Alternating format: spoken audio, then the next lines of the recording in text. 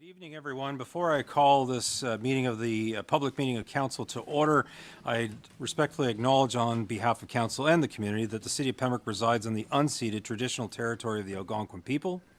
We thank the generations of people who have taken care of this land for thousands of years. It is with this statement that we honor and respect the Algonquins on whose land we reside. So I'll call this public meeting to order. Are there any disclosures of pecuniary interests? Seeing none, I'd entertain a motion for the approval of the agenda. I have the Deputy Mayor, second by Councillor Plummer. Those in favor? That is carried. I'm trying to remember to look at the prompter. Under new business, the first up is Z1 2025. This meeting has been called to consider the application to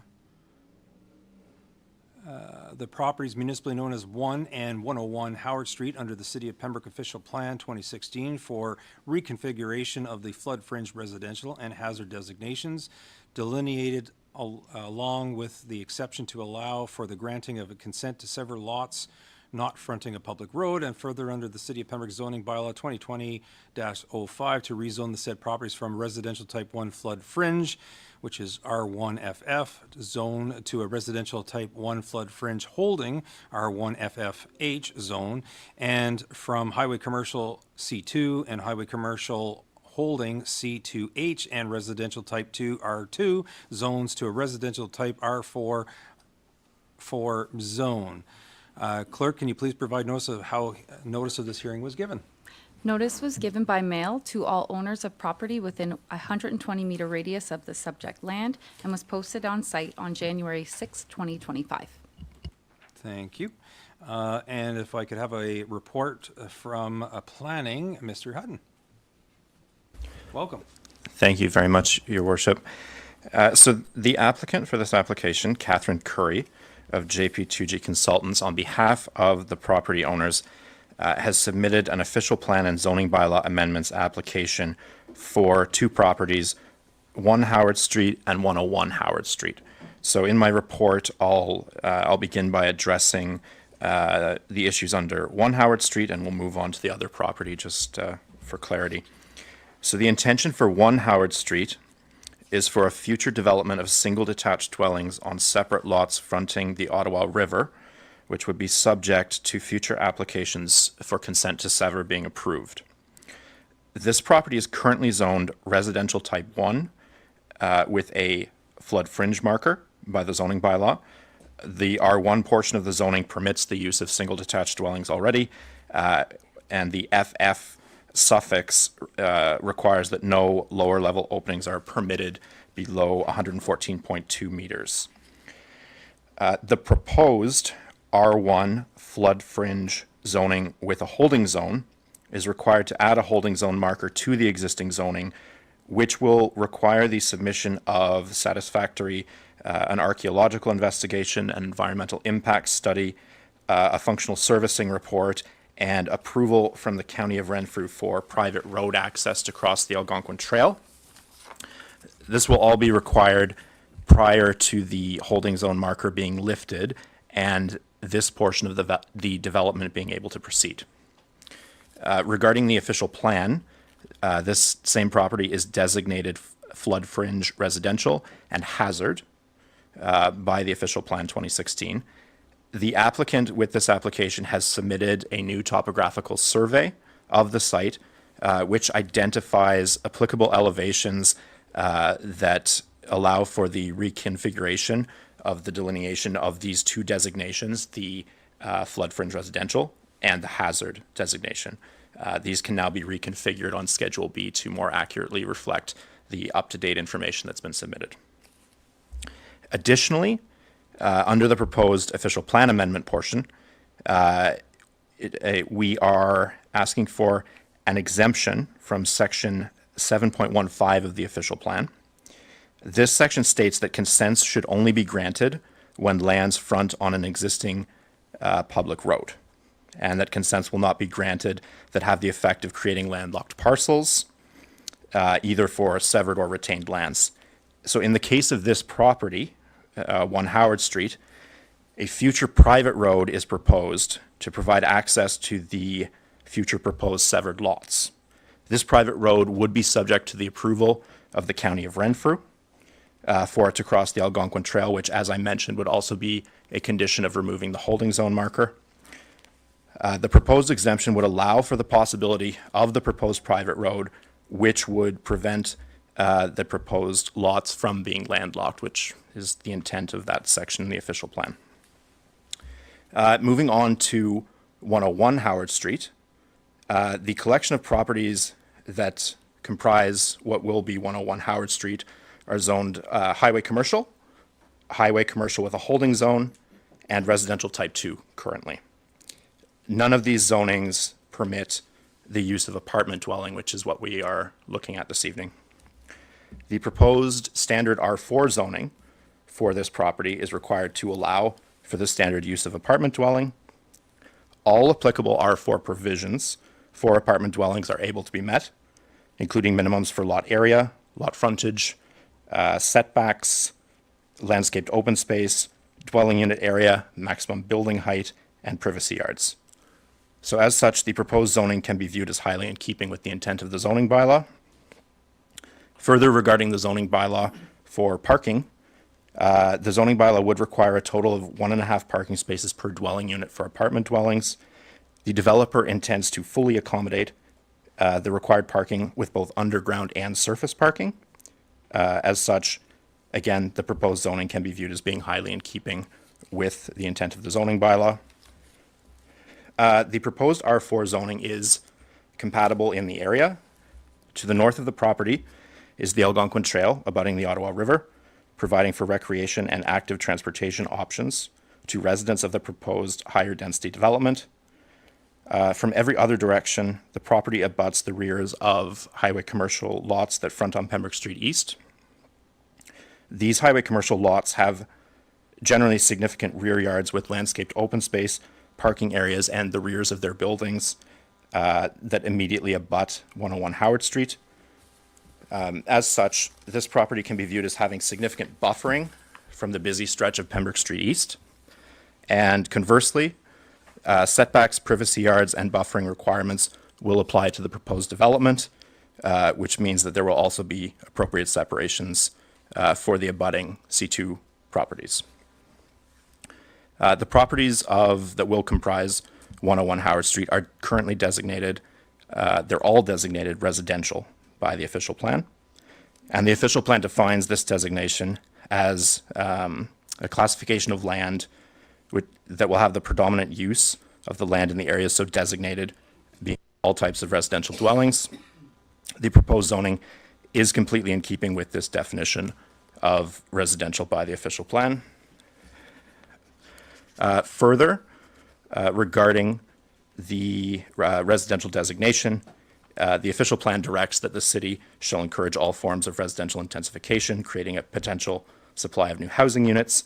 And as the proposed zoning is strong, it is strongly in keeping with this direction in the official plan, as it will allow for residential infill in an already built-up area with sufficient planned infrastructure.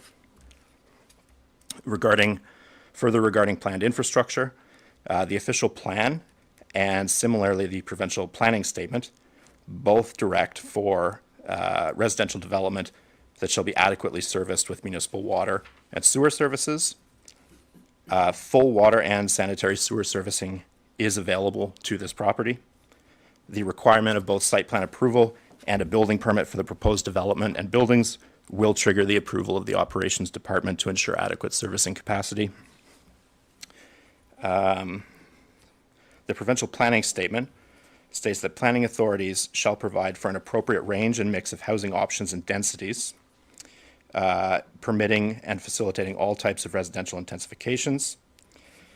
And as such, this application is highly in keeping with this direction of the provincial policy statement, as it will introduce new housing options and it will result in a net increase in residential units. So as such, the planning department is recommending the approval of this application for 1 and 101 Howard Street.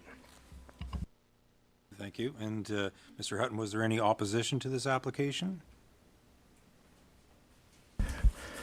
No opposition was received. We received 2 informational inquiries as well as a comment from the County of Renfrew that was circulated in your agenda packages earlier today.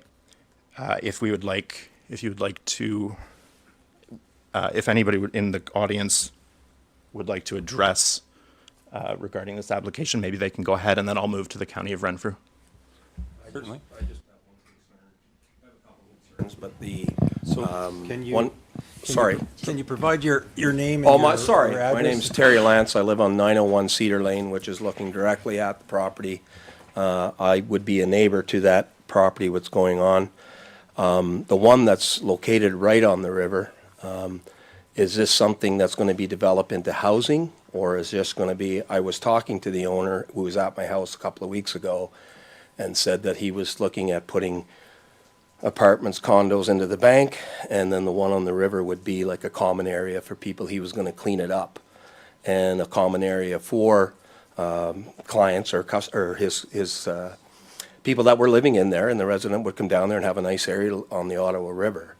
And that's my concern right now, because as you know, and I get it, I know this is not the meeting to do it, but you know what's going on there right now. And I've been in contact with Ash and saying, you know, what can we do to clean this out of here? Because there's people building on the property there now with, I don't know if you've ever taken a walk down there, but you got to see it. They're building at night. And anyways, just take a look, but it's what's going on down there. And I asked him if he was planning on cleaning it up. He did, and I've worked with Kevin Morton, which is his property manager. I've had a meeting with him. I've had him at my house twice, and he went down there. And about a month ago, he was down there, and they literally, guys that were there and camping, just kicked him off the property, which he owns. So I just wanted to know what is going to happen with the property. Is it going to be cleaned up, and what are they going to do with it? Because it is absolutely disgusting. And when the water comes up, all that stuff that they're bringing down in the garbage comes onto my property. So I'm just wondering what is going to happen. I know he has a great plan, seen it for the apartments, but I'm really worried about what's going on in the Ottawa River. And I have great, great concerns. I can get into detail. I know this is not the meeting about it, but something should be done, for sure. So before you go ahead, so is there anyone else in the audience that wishes to speak about this application? If not, I'm going to turn it back over to Mr. Hutton to speak to your concerns, sir, as well as to talk about the County of Renfrew document that was circulated and so forth. Mr. Hutton? Thank you, Mr. Lance. So I very much understand your concerns. You are correct in what you observed about the application. Up for more immediate development is the southern chunk of land, which would be apartment dwellings. And the northern chunk, as you noted, would have a small area that residents can use to access the waterfront, residents of the apartment dwellings. But the rest of it, we are putting a holding zone on it, so it is for, its development is for further along in the future. In terms of a timeline of that, I believe Mr. Ashraf Arif of Sinner Capital is present with us via Zoom. And he may be able to speak to his intentions regarding a timeline for moving on the property.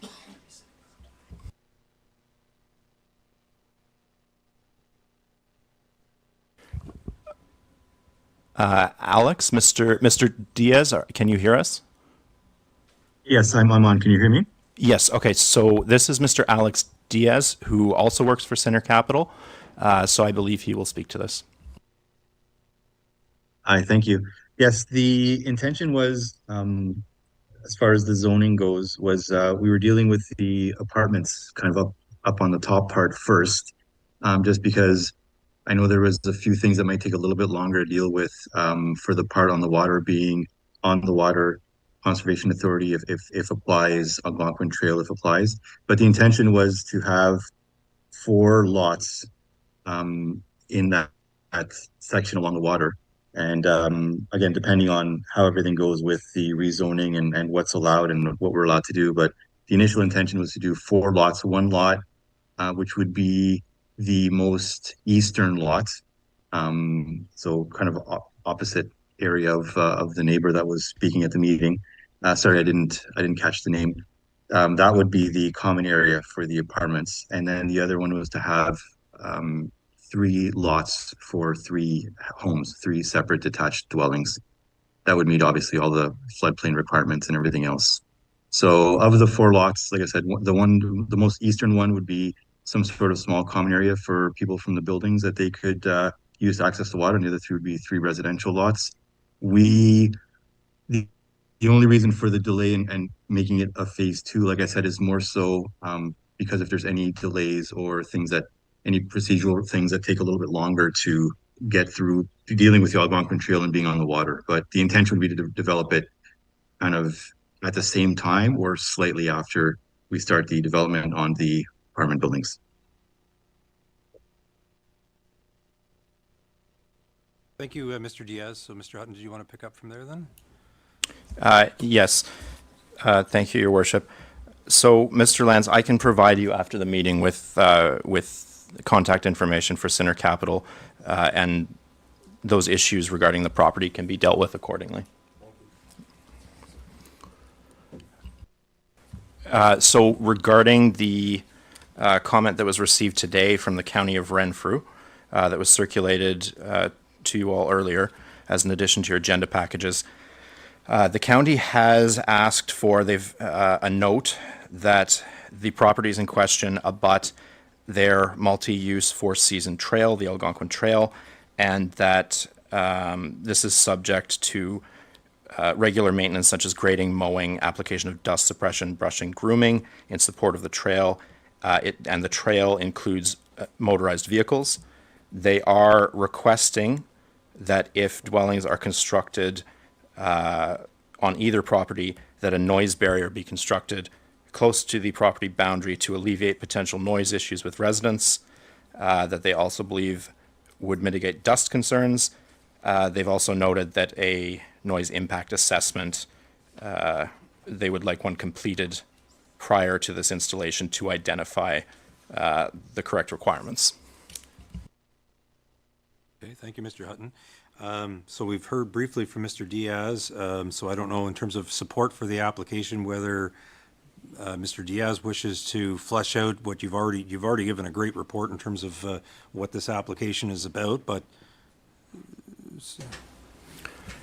okay. Your Worship, we have Anthony Homick and Catherine Curry of JP2G Consultants, Inc. Great. present this evening to speak to the application. Okay, thank you. Welcome. Thank you. Good evening, Your Worship and members of council. My name is Catherine Curry. I'm a junior planner with JB2G Consultants. So we've been retained to assist with the zoning bylaw amendment and the official plan amendment. I'd like to thank Owen for his hard work on this and his very detailed report. I don't have much to add. I just kind of, from the planning meeting last week, I just like to kind of add on some of the discussion points that were discussed. I just went back further and looked at some. So last week we talked a lot about vegetation and climate change.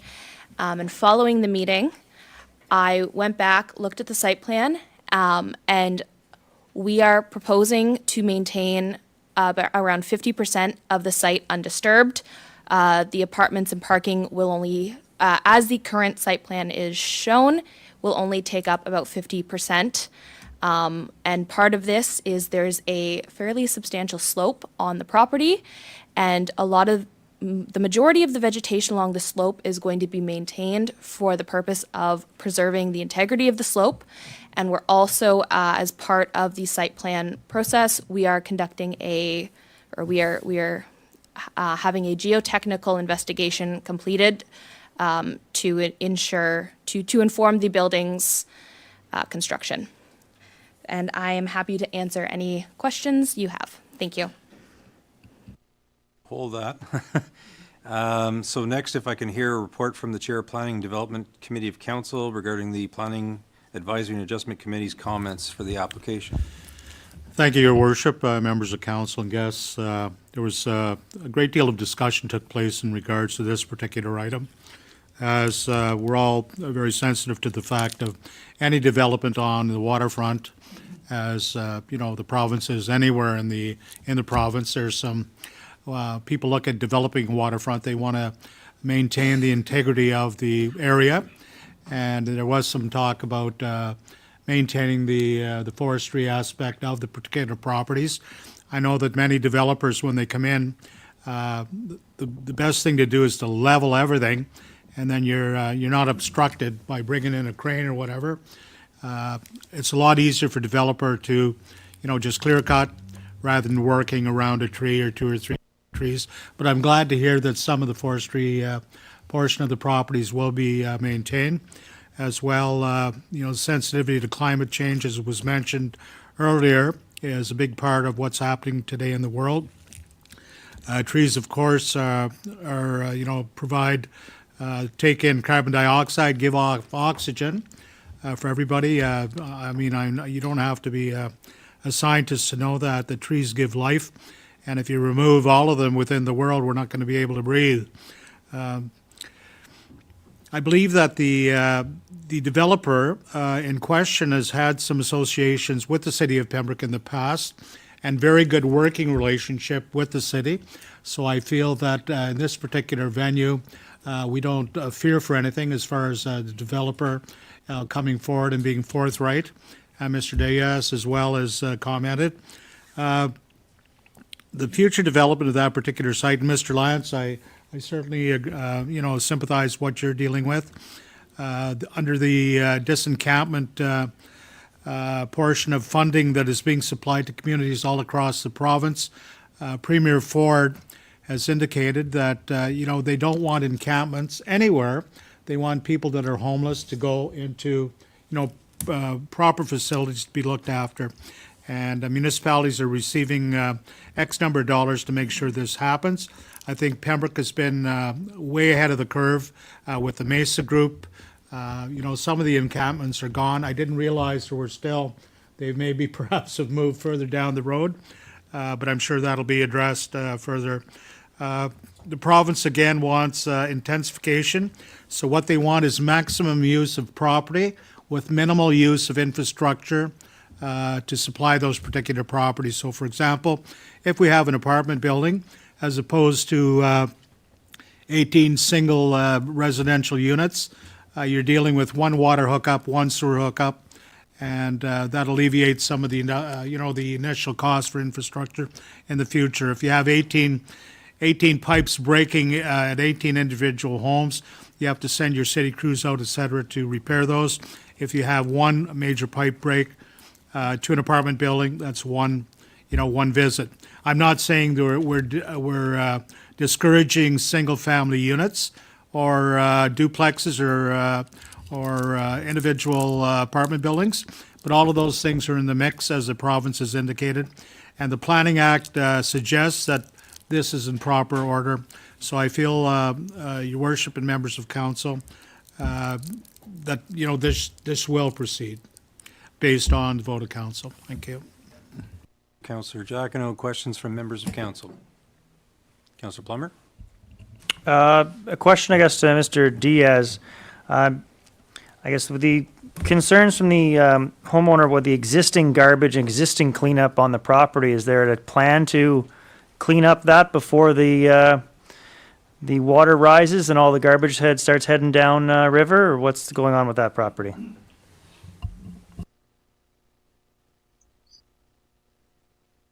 Mr. Diaz? I would have to, I don't want to pass that question off to Ashraf, but he has got the property management company that takes care of that. I'm just not that involved in the property management of existing properties in Pembroke. I know he's not one to leave it there. I believe there are some things that were kind of holding things up for him to do a cleanup, but I could have, unfortunately, it doesn't seem to be on the call, but I could have him get in touch with whoever the right person is to discuss that. But I know his intentions would be to have it obviously cleaned up as soon as possible. And, as development goes on, to maintain it cleaned up. And once the development is finished, the issue should no longer be, an issue at that point. Councillor Frenier? Thank you, through the chair. My concerns are in the same topic. Now, that's going to become an amenity area for the apartments. Now, what's the timeline on those 4 residential lots? Like, when do you see that happening? You said that the first part of the project would probably be the south, so the apartments. Number one, I want to know, what would the timeline be on those residential lots? And what could be done, like, to contain that amenity area and keep it clean in the meantime? Because I think once the residential lots are there and that becomes an amenity area for the tenants, I think that encampment problem might go away, but I don't know what the timeline is. So I need to know, what timeline are you looking at developing that portion? I believe our guests at the back have an answer for you. Thank you for your question, and through you, Chair. So right now, we do not have a set timeline because the process will be informed. We still have to do all the studies, and the timeline will really be based on how quickly we can get the studies completed. Right now, we're just trying to get the principle of development established. Okay. Thanks. So further to that, I know that if this is the same ash that we're talking about, the one that's done a lot of developments, it is, okay. We had a similar discussion, it's probably 10 years ago now, when he purchased the McKay Street apartments, and he was redeveloping them. It's before some of your time around the table, but possibly Colleen would remember. There was some concerns by the neighbors that are on that little street that comes off McKay in behind that apartment. And there was some concerns about the garbage bins and the placement of them, and attraction of animals and wildlife. And Ash was really cooperative when it came to addressing that issue and that concern of garbage and the attraction of animals. So I'm wondering if that could be a discussion, because this is his land. It's having an adverse effect on some neighbors. So, yeah, I'd be interested in hearing what type of, services he could get that property and keep it clean if this is going to go on for any matter of time. So it's like, if someone lets their grass grow 6 feet high, we have bylaws for that. And I know this is something that he's not asking for and he's not causing it, but it's his property. And I'm wondering if we could get a report or something back from him. I believe we have another response for you, Councillor. Okay. Cunningham. Thank you, Your Worship. Just to touch on that, there's certainly, I think Ash's reputation precedes him, and I think that, as you mentioned, he does have a strong desire to work with the city and work with staff and work with Mr. Lance to get the property cleaned up. One of the challenges is purely logistical in that there is no vehicular access to this particular site. So it's very challenging to get a truck down there, equipment down there to haul the garbage away. I think there is probably a solution that we can work on. I had a very brief discussion with the chief earlier, so there might be an opportunity for further discussion. But I think as it relates to the zoning bylaw amendment, that should be a separate enforcement issue. But I think I just wanted to say that there is a challenge getting there and getting the site cleaned up. So that's why it might take a little while. So thank you, I understand that. I just think that sometimes if it comes up early in the discussions, it stays in the forefront of the mind. It's not just an after-the-fact thing. So, okay, thank you. Deputy Mayor? Through the chair, I have a question. For the common area on the waterfront, will there be a privacy fence on both sides? Through the chair, we haven't got to that level of detail Okay. yet, but certainly something that can be discussed with staff when we get into the Okay. consent applications. Thank you. Councillor Purcell? Thank you, Chair. I just have concerns in regards to, in terms of the noise and dust issues, as a result of, traffic on the trail. We tend to receive some complaints, especially in the wintertime, in terms of noise issues, especially snowmobiles. So I just don't know how that's going to look if you have a 4 meter high noise barrier fence along both sides of the trail, and you're separating the apartments from, I guess, this user area that's really kind of north of the trail. I'm just wondering, what would that look like, and is it going to be problematic? And that's my only concern. And then I also wanted to address Mr. Lance's comments. So the county of Renfrew was awarded $216,000 to address encampments. And I think maybe it's an opportunity for us to reach out to the county to see how those dollars will be utilized for the city of Pembroke. And maybe, Councillor Jackno can take that back to his committee just to understand exactly where those dollars will be utilized. Is there a part of it going to be cleanup, or is it just going to support, the warming center? Now that we have the warming center, there really isn't a requirement for these encampments because we do have those resources and supports available 24/7. And now that we have the Heart Hub, there's another opportunity for those individuals to receive, any type of supports that they need, whether it be mental health supports or addiction supports, or maybe just in terms of just, assistance in terms of, finding them some housing options. So there's a good opportunity kind of just to kind of see where those dollars are going to be spent. And maybe that there is some dollars to help with cleanup. I'm not sure, but that's a good question to ask the county. Yeah, so I guess my concerns are just the appearance of what that's going to look, and how do you address some of these issues. I just don't want these to become big problems for the city of Pembroke and cause some issues in terms of trail users, and and then having apartment dwellers contacting based on noise issues when we really need to mitigate these from the start. Okay, thank you. Is Thank there you. a response in that regard? Thank you, and through you, Mayor. So this is the first we are hearing of the county's comments regarding noise and dust in the trail. It's problematic to us too. So we'll have to look further at this. And I don't know about a berm. We'll have to see. We'll have to see what a noise consultant might say, or we'll have to discuss this further. Thank you. Thank you. Councillor Keel? I think first I'll address Mr. Lance's comments. Ms. Hora, did we know about this issue from our paying attention to encampments and whatnot? Okay, so I'm assuming I know we're paying attention to many things. Our department certainly over the last 2 years has been spending a lot of time paying attention to things and working to clean things up and whatnot. So certainly, Mr. Lance, at any time, if things aren't happening or you think things should be happening faster, I do hope you'll reach out.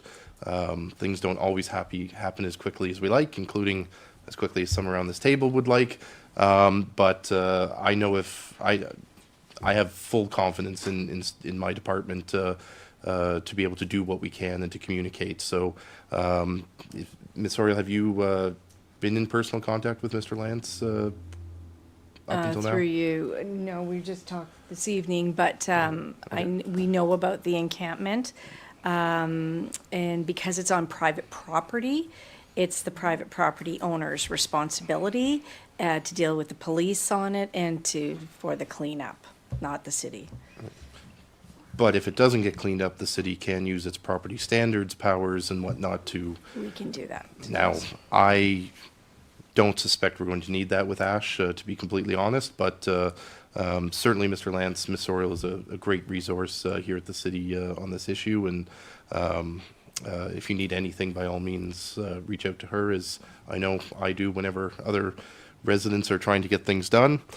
With respect to the trail, do we have any agreements with the county in terms of being able to use the trail as an access point for any encampments along the trail?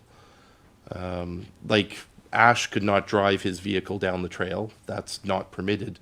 But through the county, do we have any arrangements or whatnot that the trail could be used as an access point to facilitate in the cleanup?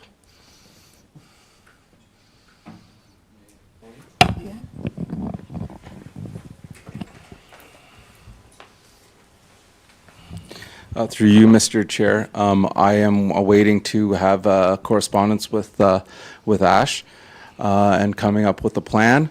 And once we have a plan in place, then I will approach the county and request permission to use that portion of the trail. The fire department does have access, does have a key to be able to access those gates in order to provide emergency response on the trails. So I'm hopefully optimistic that there shouldn't be an issue. And just like that, Mr. Lance, stuff's already in the works before we even know about it. I'd just like to say one thing. I've been working with Kevin Morton, who looks a property manager, I believe, for Ash. And he did approach the encampment down there. It was about maybe a month and a half, but just before the snow. And I actually heard it from my house, and I thought it was the police because that's where he was going. He's tried to put up private property signs. He wants to go down and put up a fence, but when he went down there that day, he was pretty well threatened. I could hear the language, and it was atrocious. And the poor guy's trying to do his job and clean it up, but he's scared out of his mind. And you're not dealing with, regular Joes down there, and it's getting worse. I mean, now they're building a building out of crates. They've got 5 tents. He went down and cleaned it up. 2 years ago, I went down there and cleaned it up myself because nobody would. And nothing against Ash, but he said, I'll clean it up. So I went down because when you get high water, guess where it ends up? On 901 Cedar Lane. Yep. Right? I've lived there all my life. I've never had any issues. And I'm not down on homeless people and what have you, but they take all this garbage down there, but they won't take it away. And everything is just left there. And it's a shame. And the Ottawa River, we're trying to promote the Ottawa River and what we're doing here. This is not a way to go. So something should be done. And Ash, I'm telling you, he's been awesome. He's been to my house twice. Kevin called me 3 times in the last week, and I'm surprised he's not here. But he's been really, really good. But the guy's threatened. And he has been in contact with the Ontario Provincial Police. They don't seem to really what he told me, and bluntly, they're too busy. Okay. So that's what the poor guy's dealing with. But the day he went down there to try to do something, he was threatened. And I could hear it from my house, and I'm 200 yards away from it. It was awful. No, and certainly we appreciate that, and I think all councillors around this table have concluded that we're dealing with things that the city of Pembroke never had to deal with before, and as Councillor Jacquinot pointed out, the province gets a lot of asks, but the one thing that they did give us was some extra funding to deal with encampments because they recognize that this is an issue across the province as well. So I'm all in favor of Ash cleaning up, putting apartments, cleaning it up, doing what he's doing. I think it's fantastic to really do it to enhance our waterfront. I mean, I'm in the marine business, and I mean, you go to places around the province, you don't see too much of that going on. We should be cleaning up our areas, in behind the beer store. I mean, my wife and I go up there every day, up that trail, and it's not good. So on the So on the issue of what we are building, I can tell you that I am extraordinarily in favor of this. The apartments is 101 units. For the city of Pembroke, I think we all know the cost of apartments right now in the city of Pembroke is actually approaching that of parts of Ottawa. We do have a transient population in a way that I mean we have a college where the students are coming and going. We have military where they are constantly coming and going. So the need for apartments in the Pembroke area is actually very significant, and we could use these 101 units.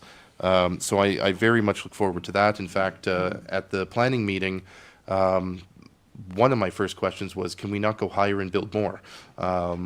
And there's some structural and some building and some costing reasons as to why that gets a bit more difficult.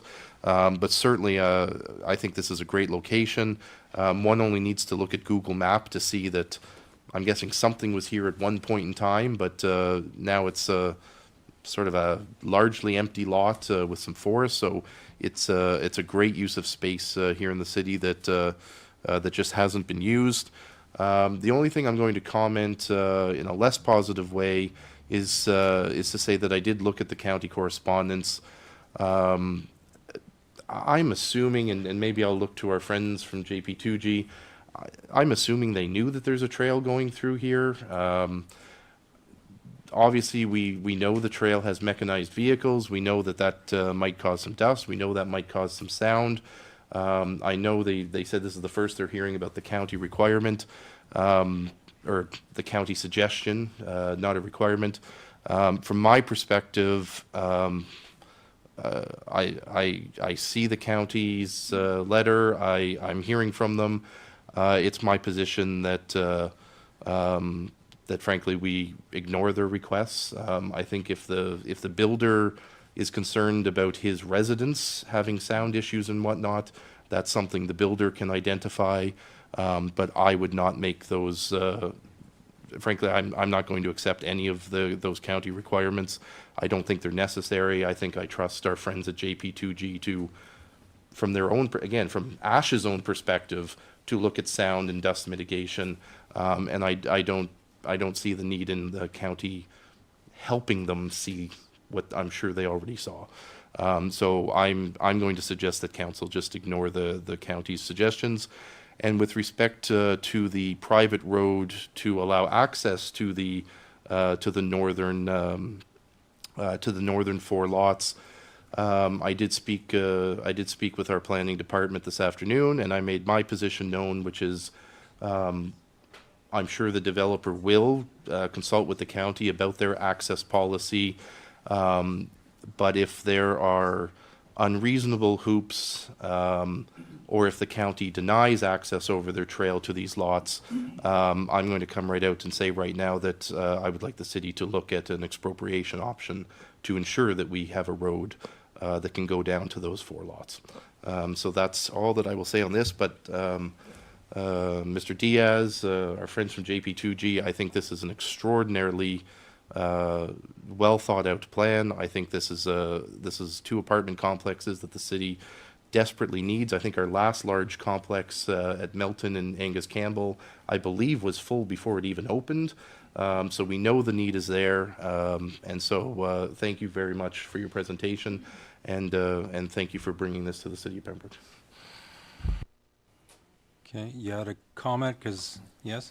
Yes, thank you for your comments. We do appreciate them.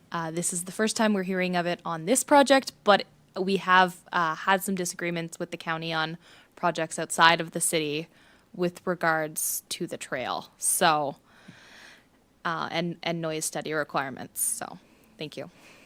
Thank you. So from the chair, 2 questions that arises from your site plan, and it may be too early to address them. One is, regardless of whether there's fencing and so on and so forth, there is vehicles that go down the Algonquin Trail, and I guess what I'm trying to figure out is you got building 1, building 2 on the site plan, and then the residents are allowed to use this amenity area, and I'm just wondering in terms of how one addresses individuals versus vehicles, and whether that would be addressed in terms of the site plan as to ensure that the safety of individuals trying to go back and forth. The second one was, and Councillor Keel was discussing it, is on the site plan, it's off to the west, I see a pink line, which I'm assuming is supposed to be the access to get you to the 4 residential lots. What I don't see on the site plan, and I'm just trying to figure this out, is that is it then the proposal that the roadway then, or driveway, I guess, would parallel the Algonquin Trail to give the access to the 4 lots? I'm just trying to figure what's being proposed in that regard. Thank you. And so yes, I'll answer your last question first, but the idea is that the shared driveway or roadway would parallel the trail to go back to service the 4 dwellings. In terms of the amenity area, it would be a pedestrian-only pathway, and we deal with the safety through site plan. Thank you. Okay. So, having said all of that, if anyone wishes to be notified of council's decision, please contact Mr. Hutton at City Hall. I'd entertain a motion to adjourn this particular item, and so moved by the Deputy Mayor, second by Councillor Keel. Those in favor? That is carried. Which brings us to number B, which is Z 2-2025. This meeting has been called to consider the application under the City of Pembroke zoning bylaw 2020-05 to rezone the property municipally known as Block 614 and 615 Gulfview subdivision from a residential type 4-21-R421 zone to a residential type 4-37 R437 zone. And clerk, would you please provide notice of how notice was given in this particular matter? Notice was given by mail to all owners of property within a 120-meter radius of the subject land, by email to all applicable agencies, and was posted on site on January 6, 2025. Thank you. And Mr. Hutton, can you please provide a planning report from your perspective? Thank you, Your Worship. The applicant in this case is again JP2G Consultants, Inc. on behalf of the property owners. They've submitted an application to reconfigure the site-specific zoning of blocks 614 and 615 in Gulfview subdivision. What has happened is a more detailed development proposal has now been prepared for this portion of the subdivision, and it includes 4 15-story apartment buildings and a 6-story retirement residence. The properties are currently zoned site-specifically residential type 4-21. This use permits apartment dwelling, a maximum building height of 15 stories for said apartment dwellings, as well as a handful of limited commercial uses for the ground floor of the buildings. So the proposed residential type 4 site-specific 37 zoning is required to add the permitted use of retirement home dwelling to the existing permitted uses, which will remain, as well as to allow for the retirement home dwelling use to have a maximum building height of 15 stories as well, even though the intention is at this point is only for a 6-story retirement residence. This will keep the building height requirement consistent across the board in this zone. Further, site-specific relief is required to allow for reduced minimum lot area and reduced privacy yard requirements. The proposed addition of retirement home dwelling to this proposed site-specific zoning is highly compatible with the existing permitted use of apartment dwelling, as both are permitted uses under any standard R4 zoning. In the planning justification report that JP2G submitted with the application regarding specifically the proposed reduced minimum lot area, the report states that the formula used in the zoning bylaw, actually I'm going to summarize this, it just simply does not take into account the advanced height design of these buildings. So if you were to apply the zoning bylaw's current formula to this application, you'd require a massive amount of land to meet the minimum lot area requirement. So in this case, they believe it meets contemporary good planning principles of compact development and minimizing land consumption to have a reduced minimum lot area.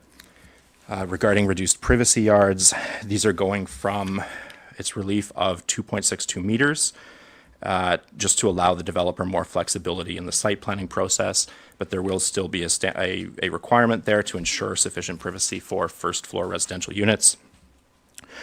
Regarding parking, 1.5 parking spaces are required for apartment dwelling units and 0.5 parking spaces for retirement home dwelling units. The developer intends to accommodate the required parking with parking structures as well as surface parking. So in terms of parking, the intent of the zoning bylaw is very much met. The property is designated residential by the official plan. I will not repeat the residential definition from my last report, but the proposed zoning exactly meets the residential designation of the official plan, as well as the residential aims of the official plan, in that the proposed zoning incorporates residential intensification in an existing plan of subdivision with sufficient planned infrastructure. The official plan also directs, along with the provincial policy statement, that residential development should be on municipal water and sewer services.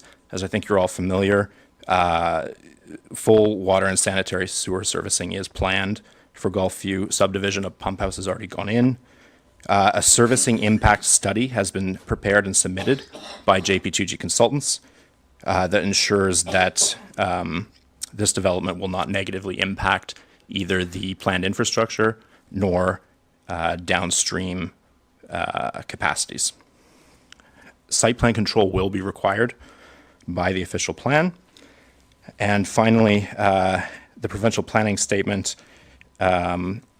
This application is very much in keeping with the provincial planning statement, as the application proposes residential intensification within an existing plan of subdivision, introducing new housing options, and a net increase in residential units.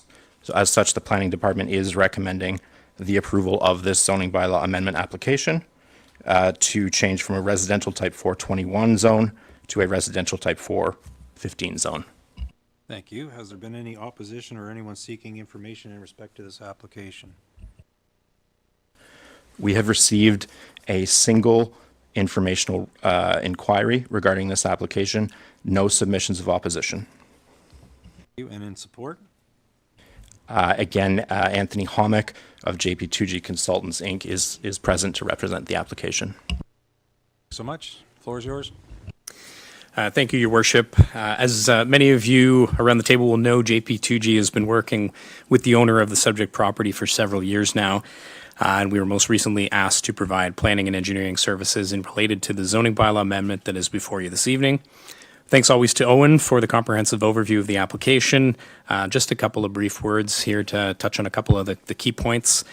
The proposed development would implement the vision that's already been approved for the subject lands through the fulsome review of the subdivision approval process.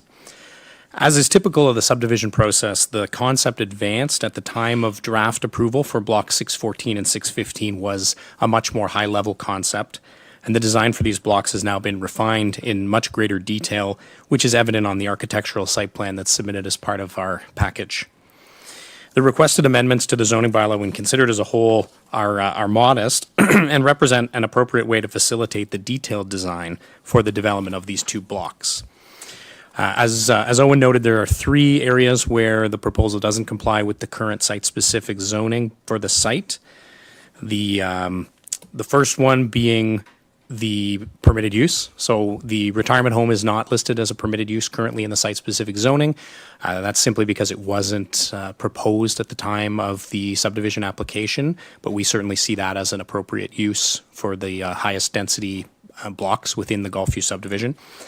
As Owen mentioned, the requirement for lot area for these 2 blocks, the formula for determining lot area for an apartment building in the Pembroke zoning bylaw is somewhat confusing, and it, as mentioned, is, in my opinion, would result in an overly land consumptive minimum lot area when you talk about higher density and larger apartment buildings.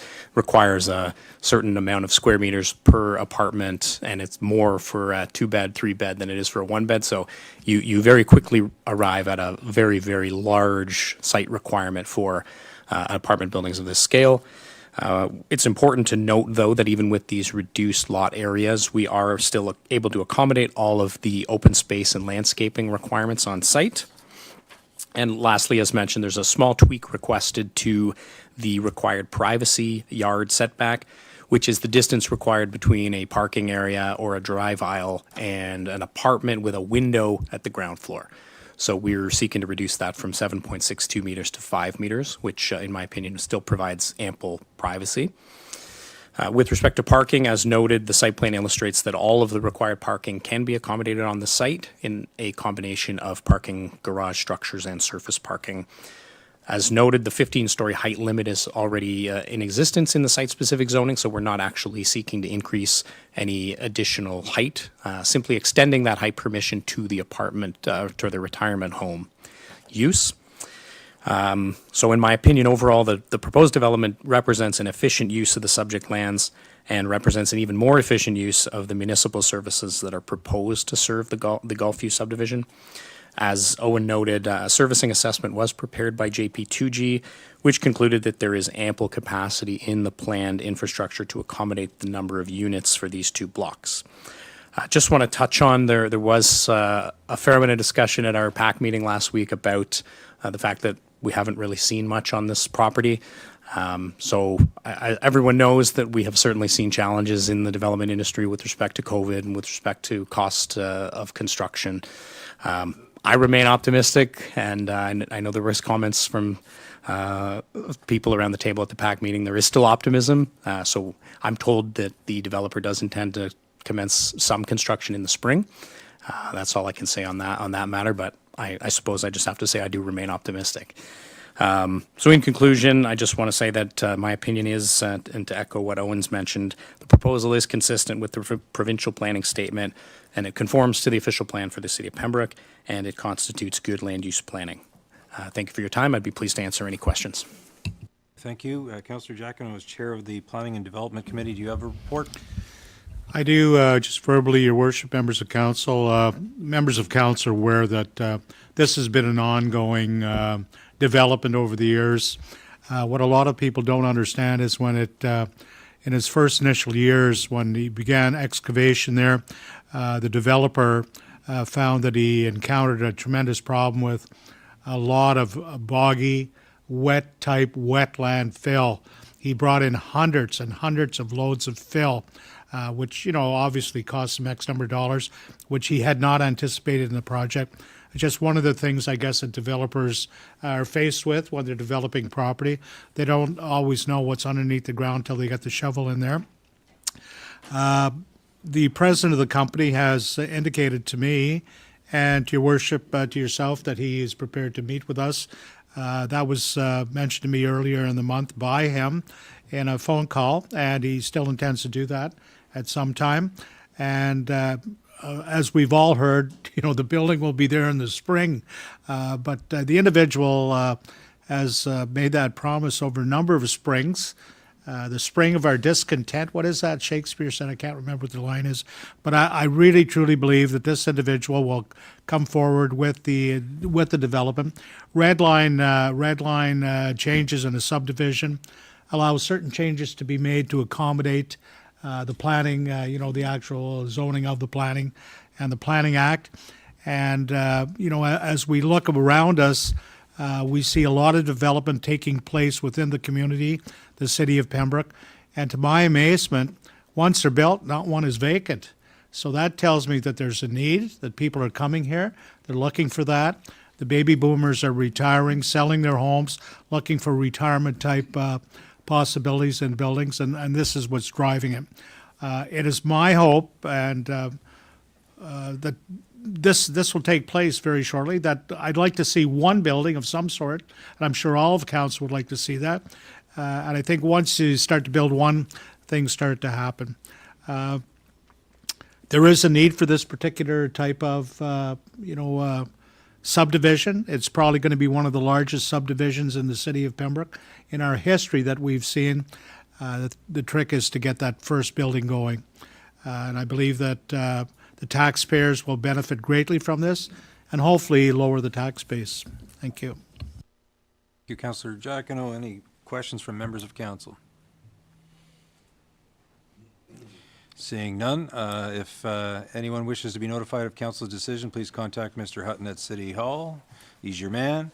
I would ask for a motion to adjourn this and to adjourn the whole public meeting of council. I have Councillor Keel, seconded by the Deputy Mayor. Those in favor? That is carried. We are adjourned. Thank you.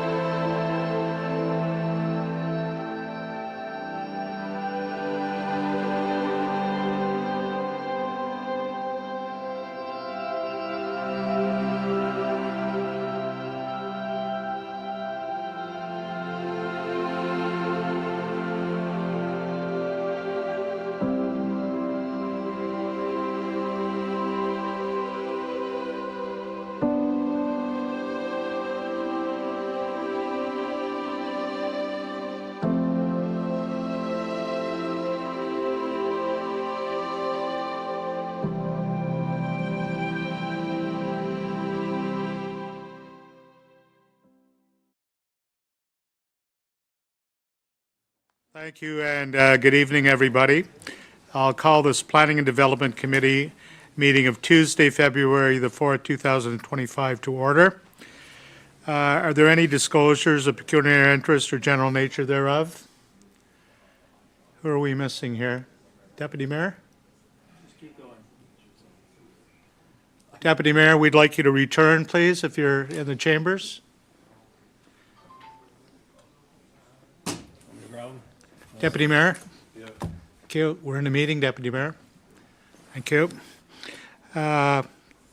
Any disclosures, pecuniary interests, general nature thereof?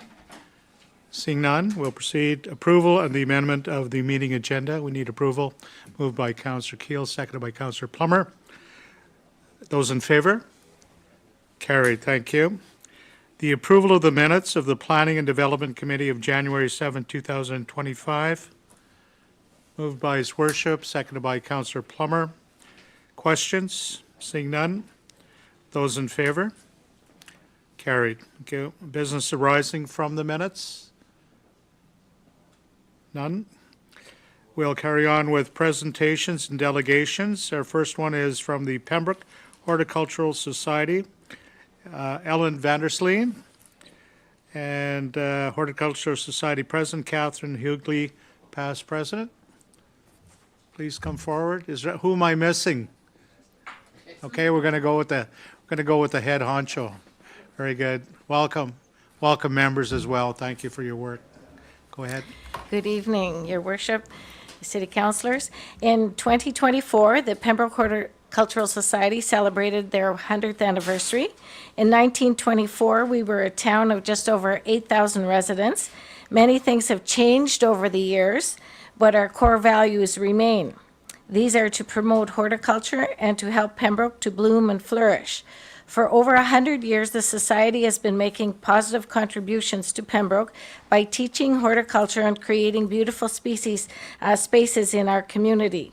In 2024 alone, we donated 3,928 hours of volunteer expertise and labor. To celebrate this milestone of 100 years, our anniversary committee researched and compiled a book to record the historical legacy of the Society at work in Pembroke. It is our honor to present Your Worship Mayor Gervais with a copy of Growing Together for 100 Years. Please accept this book with our gratitude for the years of partnership between the Horticultural Society and the City of Pembroke. Would you please come forward and perhaps present it to the mayor? Thank you.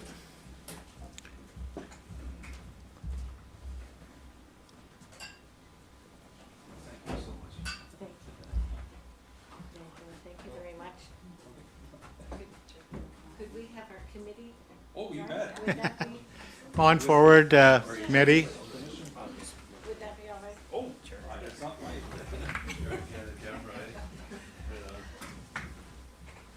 Sorry to block you. It's okay. For something. Just wanted to make sure I was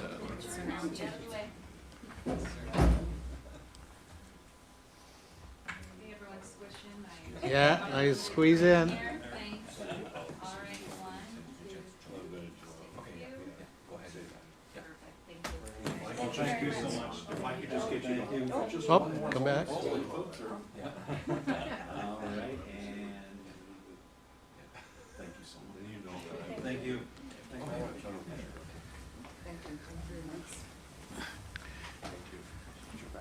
Oh, thanks.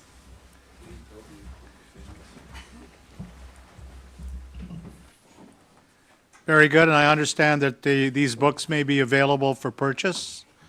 If anyone likes them, very good, thank you. $5, and if you want any, we have them available from any of our executives. We'd be happy to leave some here at the City Hall if you wish. I think that would be appropriate, Your Worship. Yeah, we could. Yes, if you could do that, and then that way anyone that wishes to purchase them, whether it be staff or whoever, yes, that would be great. Thank you. Go ahead, Deputy Mayor. I was talking with the mayor before the meeting, and I remember growing up on Nancy Street, the same street as the Hugleys. And the Hugleys were heavily involved with the Horticulture Society, and I was just a wee lad, and George Lemke, Francis Lemke, and, you know, we're talking 50 or more years ago. And 100 years is a milestone. It's remarkable because, you know, I was in the Kinsman Club for 25 years, and the club folded a number of years ago. It's hard to sustain. You know, we have the Kiwanis Club 100 years, and we have a new generation here of members and leadership under your group. And it's great to see that we have you've continued the group and all the projects and the vision, and I just want to commend you for that. It's so important. So I want to give you a nice round of applause. Thank you. Further comments from council? Councillor Fournier? I can't put it any nicer than the deputy mayor did, but I know how hard it is. I have not a very big garden. I don't have a very big garden, but I know the hours and hours that go into helping us maintain the city and how much you care, because Pansy Patch, you know, I know you're trying to get improvements down there as well, our hidden jewel. But again, I know how hard the work is, and it's a labor of love, and I want to thank you all. Thank you. Very difficult to believe that the deputy mayor is half of 100 years old.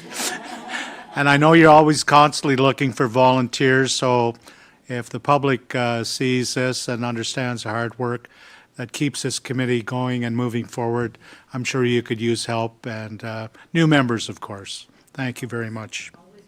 Thank you. Next order of business, Ms. Sorio.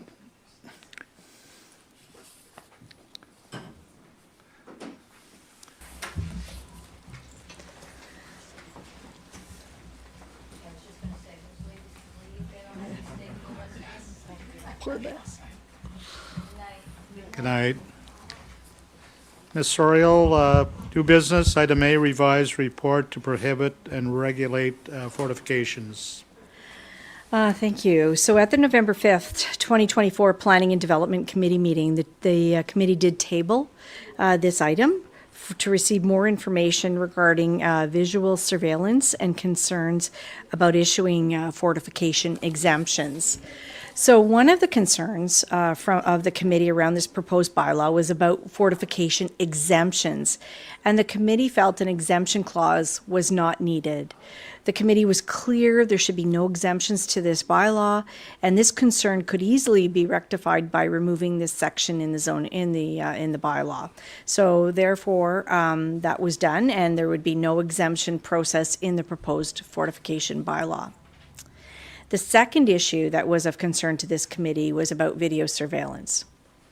So the committee indicated that there is a CamSafe program in place in the city, and the committee did not want to jeopardize this program by adding restrictions for video surveillance. So we looked at some options. One was leave the wording in the original draft bylaw, which you had in November, to include camera surveillance as an excessive protective element. Number two, we could soften the wording even further to permit the use or application of commercially marketed security devices. Or three, we could remove all sections regarding camera surveillance from the draft bylaw. So the Upper Ottawa Valley Detachment Commander was asked to review these alternatives regarding the video camera surveillance.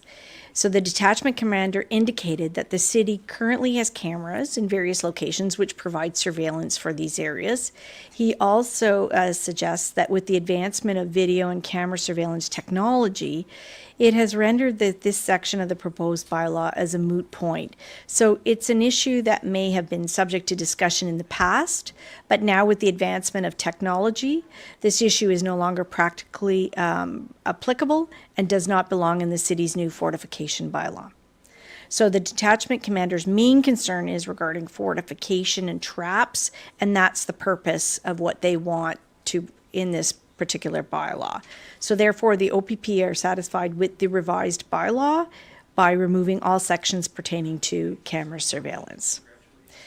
So based on the concerns of the Planning and Development Committee and on the recommendation of the OPP, wording has now been changed to the draft bylaw, which you have in your package, to indicate that excessive protective elements does not prohibit the use of commercially marketed security devices to provide reasonable protection, the reasonable use of protective elements such as a laser eye or other advanced warning devices on windows or doors.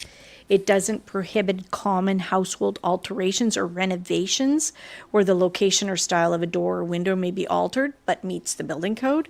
And finally, it doesn't prohibit the securing of openings in vacant buildings or the closing of a fire or other accidental structural damage to buildings. So based on the information provided, a draft fortification bylaw is attached. So your direction is required this evening. Comments? Councillor Kale?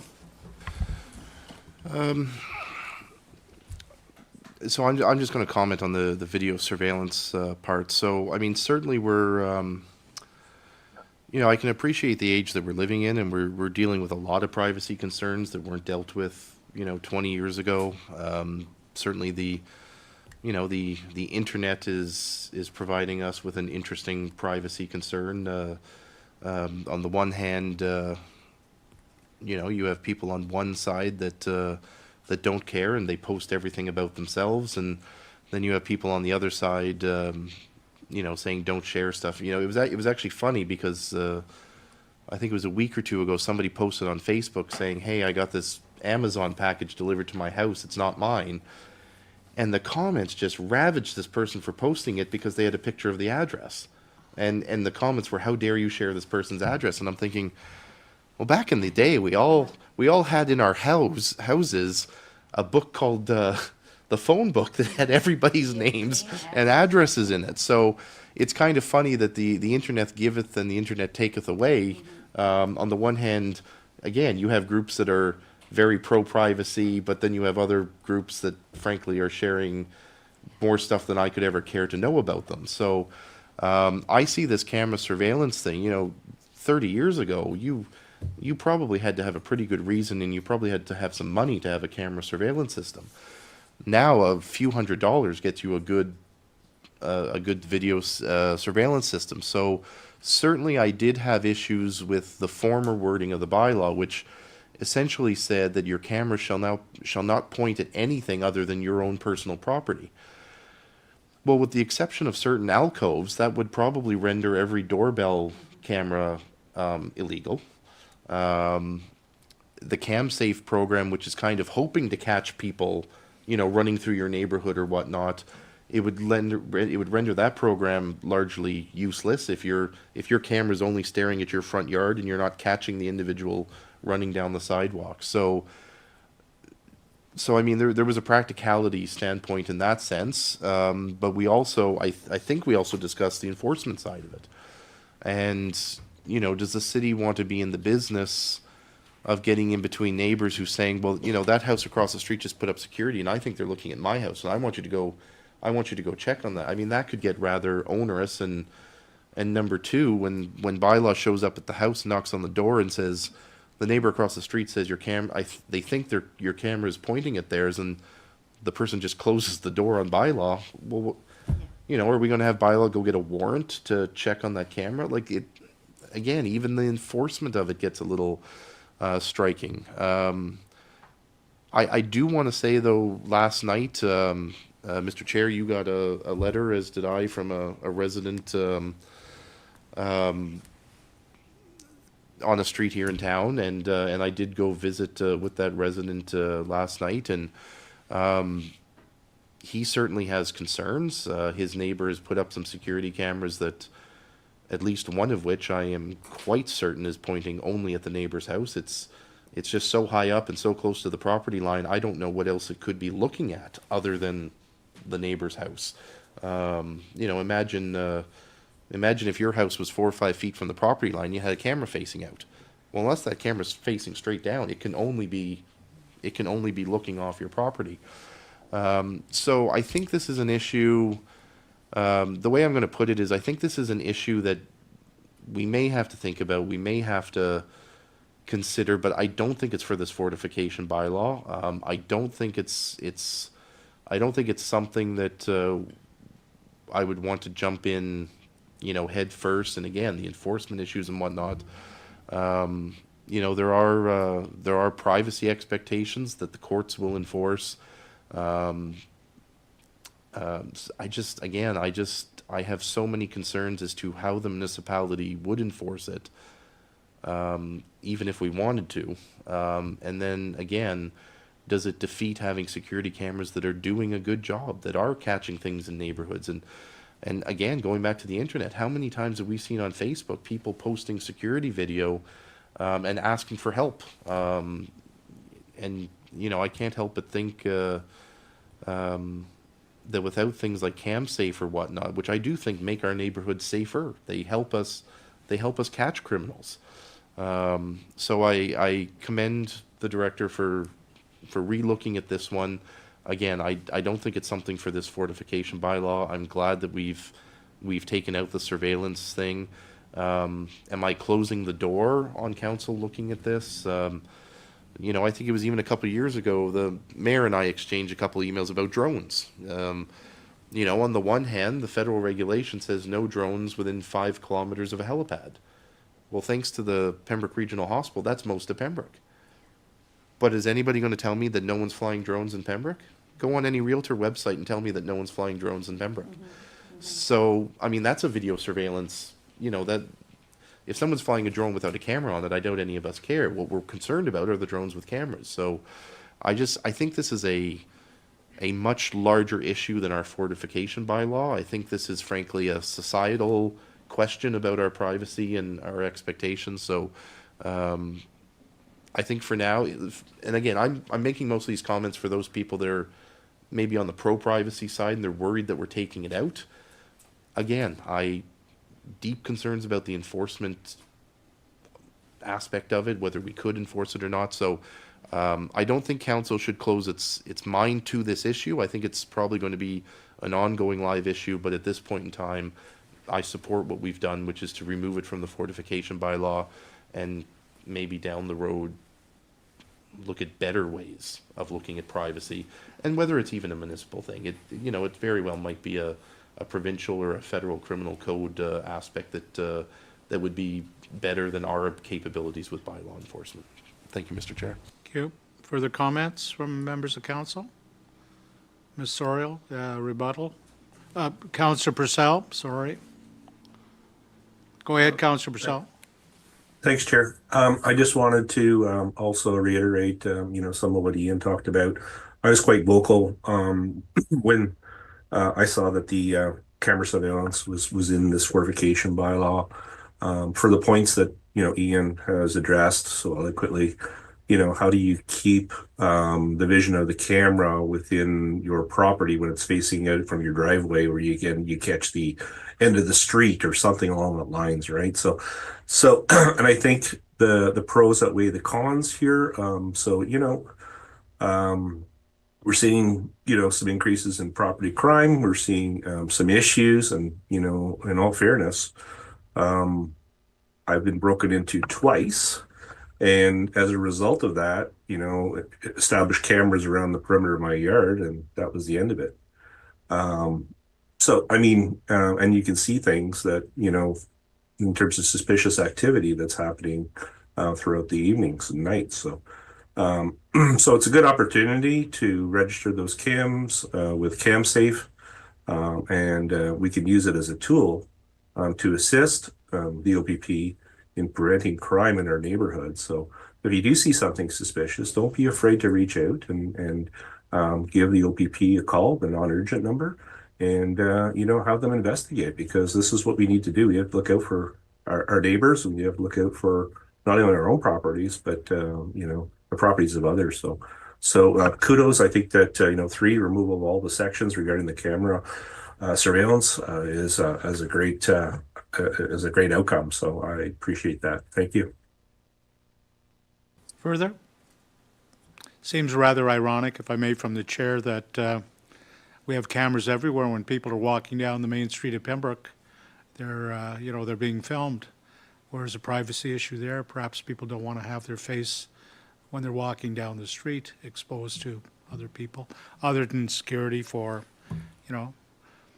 Are you a potential criminal if you're on camera? I mean, that's a question of freedom of privacy, et cetera. However, where we go from this, are we going to, Ms. Orion? Through you, a bylaw will be prepared for the next meeting of council, so February 18th. Thank you. Further from council? Thank you. Next item, please.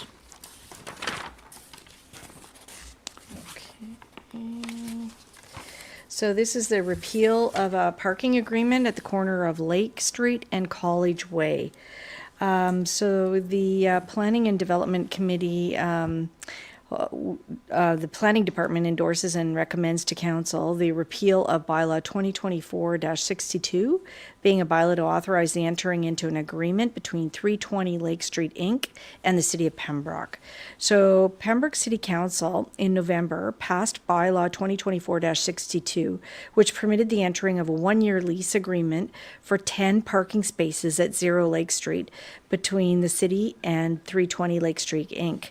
The agreement was entered into to provide the new owners of 320 Lake Street additional parking for the residential units. So the new owners have decided not to use the city's parking area and no longer require the agreement with the city. Therefore, staff is recommending the repeal of this bylaw. Under financial implications, this parking area has been used for the past 3 years, but and they've been paying, and there would be an annual loss of revenue in the amount of $4,000 for this lot if the lot remains unused. Your worship? Mr. Chair, so the owner doesn't wish to utilize the area, so I would move that we repeal bylaw 2024-62. Move to repeal the bylaw. Seconder, Deputy Mayor. Discussion? Councillor Kale? Was the agreement ever entered into, or it didn't even get that far? Through you, Mr. Chair, it didn't even get that far. The bylaw was passed, but they didn't even sign the agreement. And so after repeated requests from myself, they indicated that they were no longer interested. And then if I could perhaps, I think this one might be for the clerk. The bylaw authorizes the mayor and CAO to enter into it. Do we really need to repeal an administrative go-ahead? Like if somebody ever breached the bylaw and we canceled it, do we also bring a bylaw to repeal the entering into bylaw? I don't know, why couldn't this just be an information item saying we're not going through with it anymore? Can you respond to that, please? Yes, Staff? through you, Chair. Fair question. It's more of a housekeeping item. We do log and index and inventory all bylaws that are passed, so more or less it's just to indicate it on our records. If we're looking back in 20 years, we know it was repealed. It was passed. We're putting it on the books now. It's off.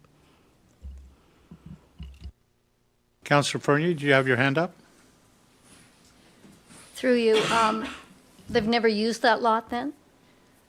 Through you, this new group has never used it. So we were monitoring it after the bylaw was passed, and it's never been used. Okay, so just follow up. So that, would the city then have it as a parking lot for people that want to sign a lease, or what would we do with that parking lot now? It's our decision, I guess. Through you, I guess if at any time somebody did come forward, we would entertain that and bring it forward again. But we would definitely check with all the different departments, as there may be other uses from another department that they may be looking at. So we'd want to make sure that that everybody was satisfied that it could be used as a parking lot or something else. And there may be other ideas on the books Okay. for that particular Okay, property. thank you. Further questions? If not, we have a move by His Worship, the Mayor, to repeal, seconded by the Deputy Mayor, that this particular bylaw, which really has not come to fruition, Through you, it will repealed. be before council at the February 18th meeting. February 18th, okay. Do we still need to vote on it here this evening that You can, we're in principle, favor yeah. of repealing it? There was a motion on the floor. Motion to repeal and to be brought forward at the next council meeting. All in favor? Against? Carried. Thank you.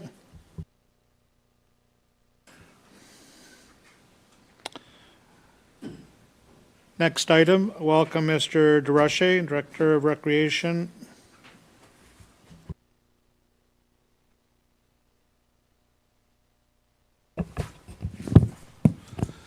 Thank you. Good evening.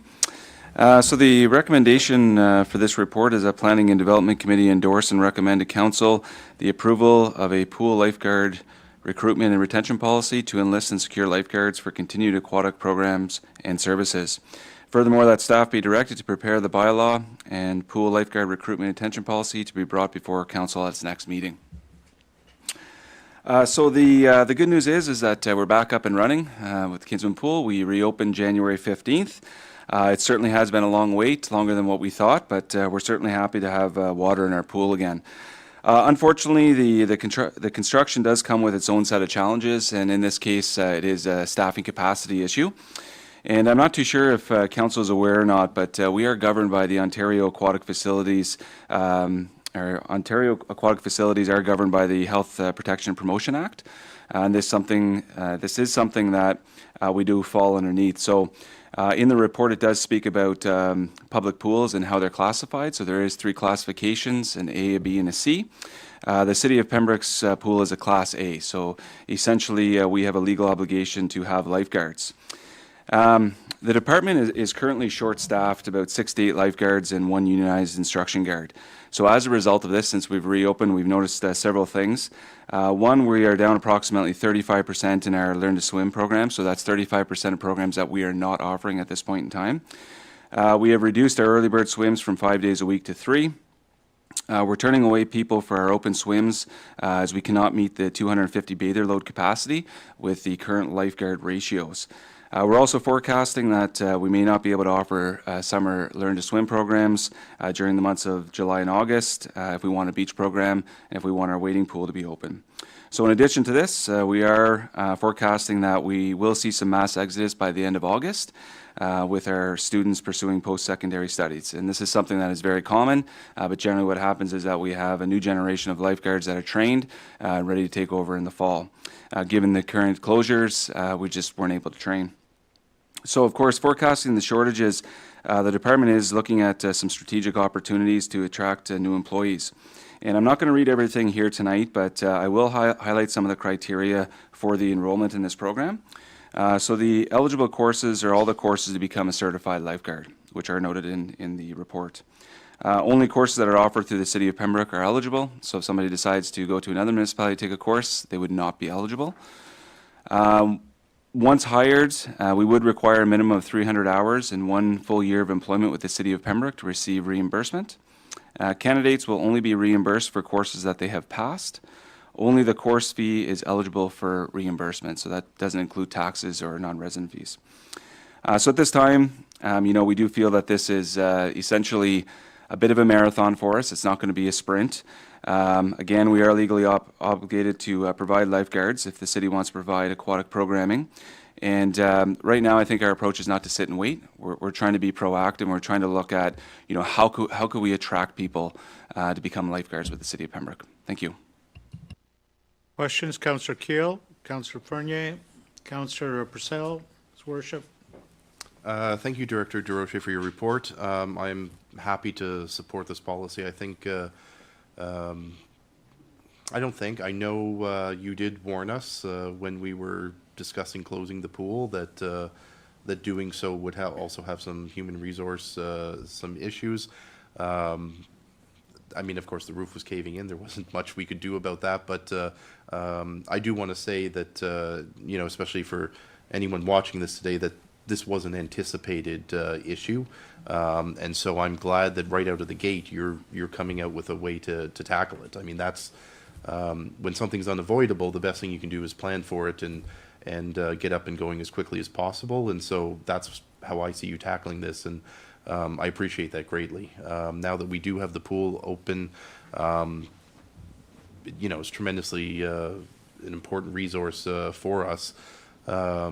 That's what we heard, over the last year when it was closed. And so getting it back to as full capacity as we can is obviously our intention. With respect to the recruitment proposal, I know even from talking with our CAO at Roma that, one of the challenges municipalities are having is retaining and recruiting specialty services. Obviously, I would consider a lifeguard to be a specialty service. Not everybody has that particular training and whatnot.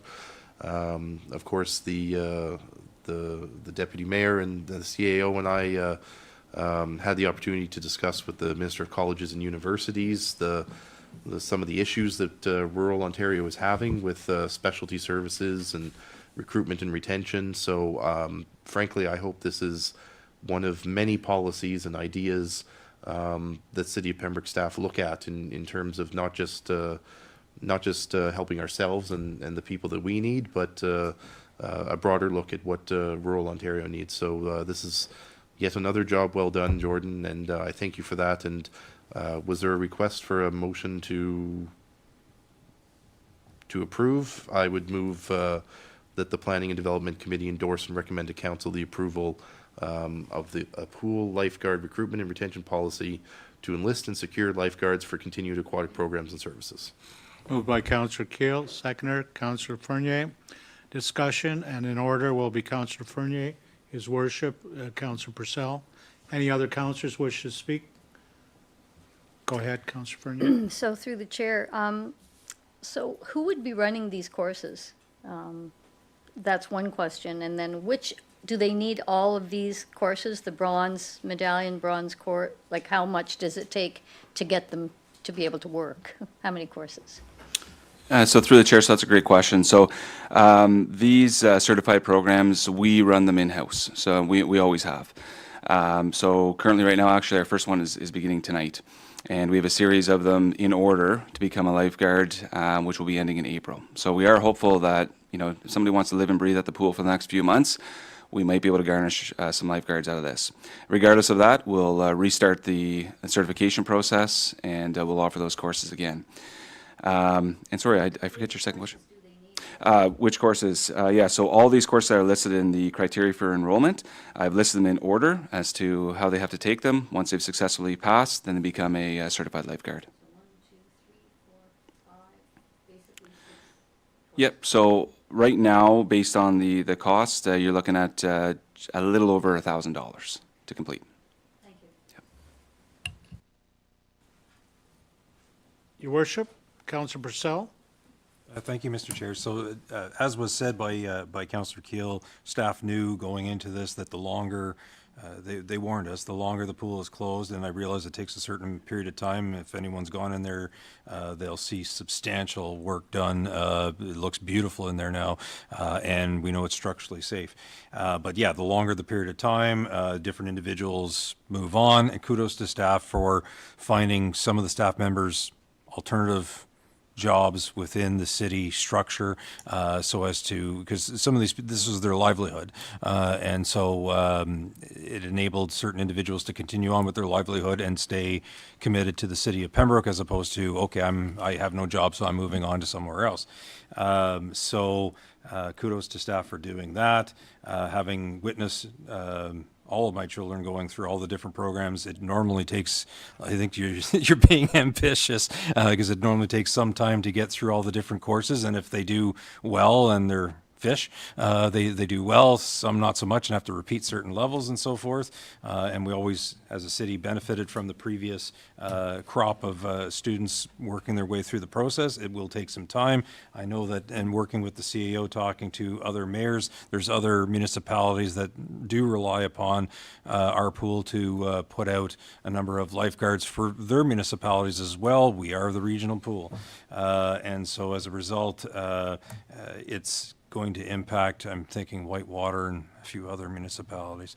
So kudos, and certainly I certainly support it. I know that in other facets of the city of Pembroke, certainly the city's always been big on education and training, and so with that comes, well, some sort of reimbursement as long as you stay with the city for a period of time. You don't have to repay it. So it just makes sense that we do it in other areas. Why not do it in this particular area? So great job. Thank you, Your Worship. Councillor Purcell. Thank you, Chair, and thank you, Director DeRoche. In terms of criteria for the enrollment number 2, only courses that are offered through the city of Pembroke are eligible. If we're in dire straits in terms of individuals that are, you know, to provide us services, and it's impacting our service levels, can we not include in there like a sign-on bonus for individuals that are experienced that meet those criteria? Or is the criteria, so if somebody comes from another municipality, say Mississauga, and has bronze medallion, bronze cross, standard first aid, national lifeguard, swim, and lifesaver instructor, what incentive is there for them to participate other than part-time work, full-time work? I think there may be an opportunity here to look for people that are qualified, but I think there needs to be incentive for people that are qualified. So I suggest adding, another bullet point in terms of the criteria, that if somebody has experience that, $1,000, a signing bonus, maybe 3 or 4 months after they've been, or 6 months or whatever we decide, a year, keep it in the same thing, but a year after that they get the signing bonus. So that way there, we can get somebody that's qualified, up to snuff right away so that we can, utilize the pool at capacity. So just kind of taking back my number 2, because I just don't understand why only the courses at the city of Pembroke, unless you can't meet that criteria through other training, through other municipalities. I just don't understand that one. Mr. Drosche, would you respond, and then Councillor Fournier? Yeah, so through the chair, great question. So what we were trying to do here is ensure that courses that are being taken there are with the city of Pembroke. So this, as an example, a neighboring municipality, someone takes a course through the neighboring municipality, and they come work for us. That course wouldn't be eligible because it wasn't taken in with the city of Pembroke. We can certainly look at that with some kind of signing bonus. I think it's a great idea. One thing that I do want to note, though, too, is recently, so this year, as of January 1st, all our summer students are now on a grid.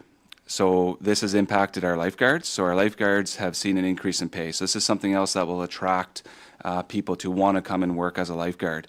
They're on a grid with, I believe there's 3 different levels. So that could be something that we could also utilize. If somebody comes to us and they are experienced, they may not necessarily have to start at level 1. We could bump them up to level 3 right away, given that they have the appropriate certifications and they may have some experience under their belt. Thank you. Councillor Purcell?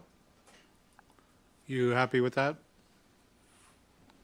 Yes, I think that'll work out well. I think that there's an opportunity to get somebody that's already qualified, a little bit more incentive. I understand that there's unionized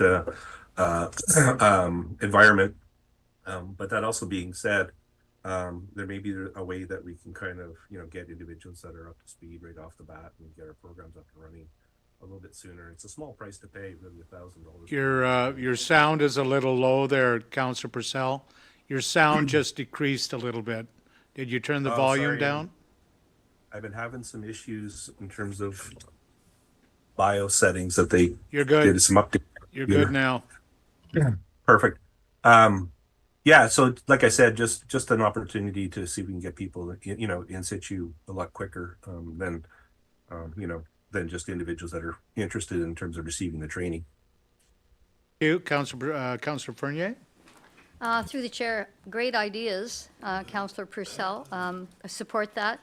And I'm wondering if that couldn't be part of, when we're advertising, when we're marketing this need, we include incentives for qualified lifeguards, that tells them that there would be incentives of some type. And then that could be up to the director to either say, okay, yeah, I'm going to put you here on the grid, something of that nature.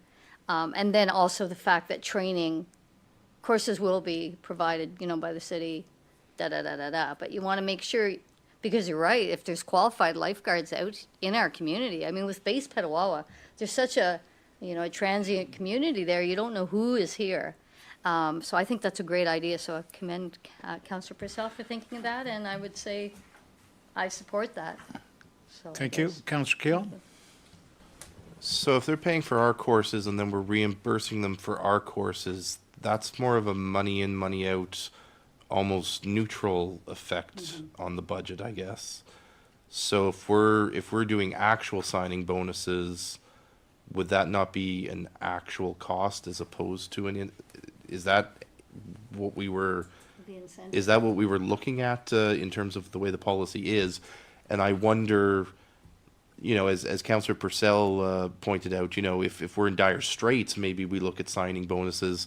I'm just wondering if number 2 could just simply be amended to say, except with director approval, only Pembroke courses So that would give you the opportunity to open it up if we were in dire straits, but that we would prefer the more in and out internal system. I don't know if that would assuage Councillor Purcell's thoughts or not, but I thought maybe I just picked up on a budgetary hitch of doing an actual bonus as opposed to the in and out. From the chair, at one time, the Canadian Red Cross looked after swimming. Did we do that in the community where there was a liaison with the Canadian Red Cross? Yeah, so through the chair, so they don't exist with the aquatic programs anymore. The Life Saving Society has taken over. So we, excuse me, we have a good working relationship with the Life Saving Society, and they're kind of our go-to for aquatic programming and different information that we need to pick up from. So, Thank you. Can't remember if there's a motion to accept. Oh, sorry, Councillor Purcell. Sorry, I just wanted to respond, I guess, to Councillor Keel's comment. My issue is, yes, there would be an out, but you have to look at the revenues that we're not getting as a result of not having the appropriate staffing, and we're staffing an empty pool, right? So we do have ongoing costs that we're paying, but the pool is empty in some cases. So maybe if Director DeRoche could tell us how much dollars in terms of we're losing by only having 3 swims, 3 morning swims, those kinds of things in terms of dollar value per week, it would help, inform that decision to understand, like, is it just going to be as simply we get those dollars in terms of revenues because now we're at fully staffed, and then, eventually it would pan out for itself. Thank you. We're looking for direction, or basically direction. One other little comment, early bird swims. I was a swimmer for 15 years, and I was an early bird, but many times in February, there was only 2 of us in the pool in the morning. So as one thing, I mean, can you contemplate costs versus number of people in the pool? If you have 2 people in the pool in the morning, is it worth having an early bird swim? So through the chair, so we are keeping monthly stats now that the pool is reopened. So we're going to start comparing those. This month was a little bit wonky because we've only had 2 weeks, so to speak, in the month of January. We are considering some of those things. One thing that we noticed was the adult learn to swim programs. Very low registration. I think we had 1 person. So what we're going to look at doing is shifting that and moving it to a different learn to swim program. We have 250 plus people on a wait list. So I mean, we can certainly, if we can move something around and we can get 12 kids in and learn how to swim, we're certainly going to be playing around with that. So it'll take a little bit of time just to have a look and to understand where we can shift things around and try and get as many people and maximize our services. Very good. Good discussion, and you'll keep us informed. Thank you. Anything else, Mr. DeRoche, at this point? Not at this time, just seeking the direction. Thank you. So our direction, we need a mover to, or just, we had a motion. Who moved? Remind me. You did? And a seconder. To proceed. Further questions? None? Seeing those in favor? Against? Carried unanimously. You have your direction. Thank you. Thank you. Good night.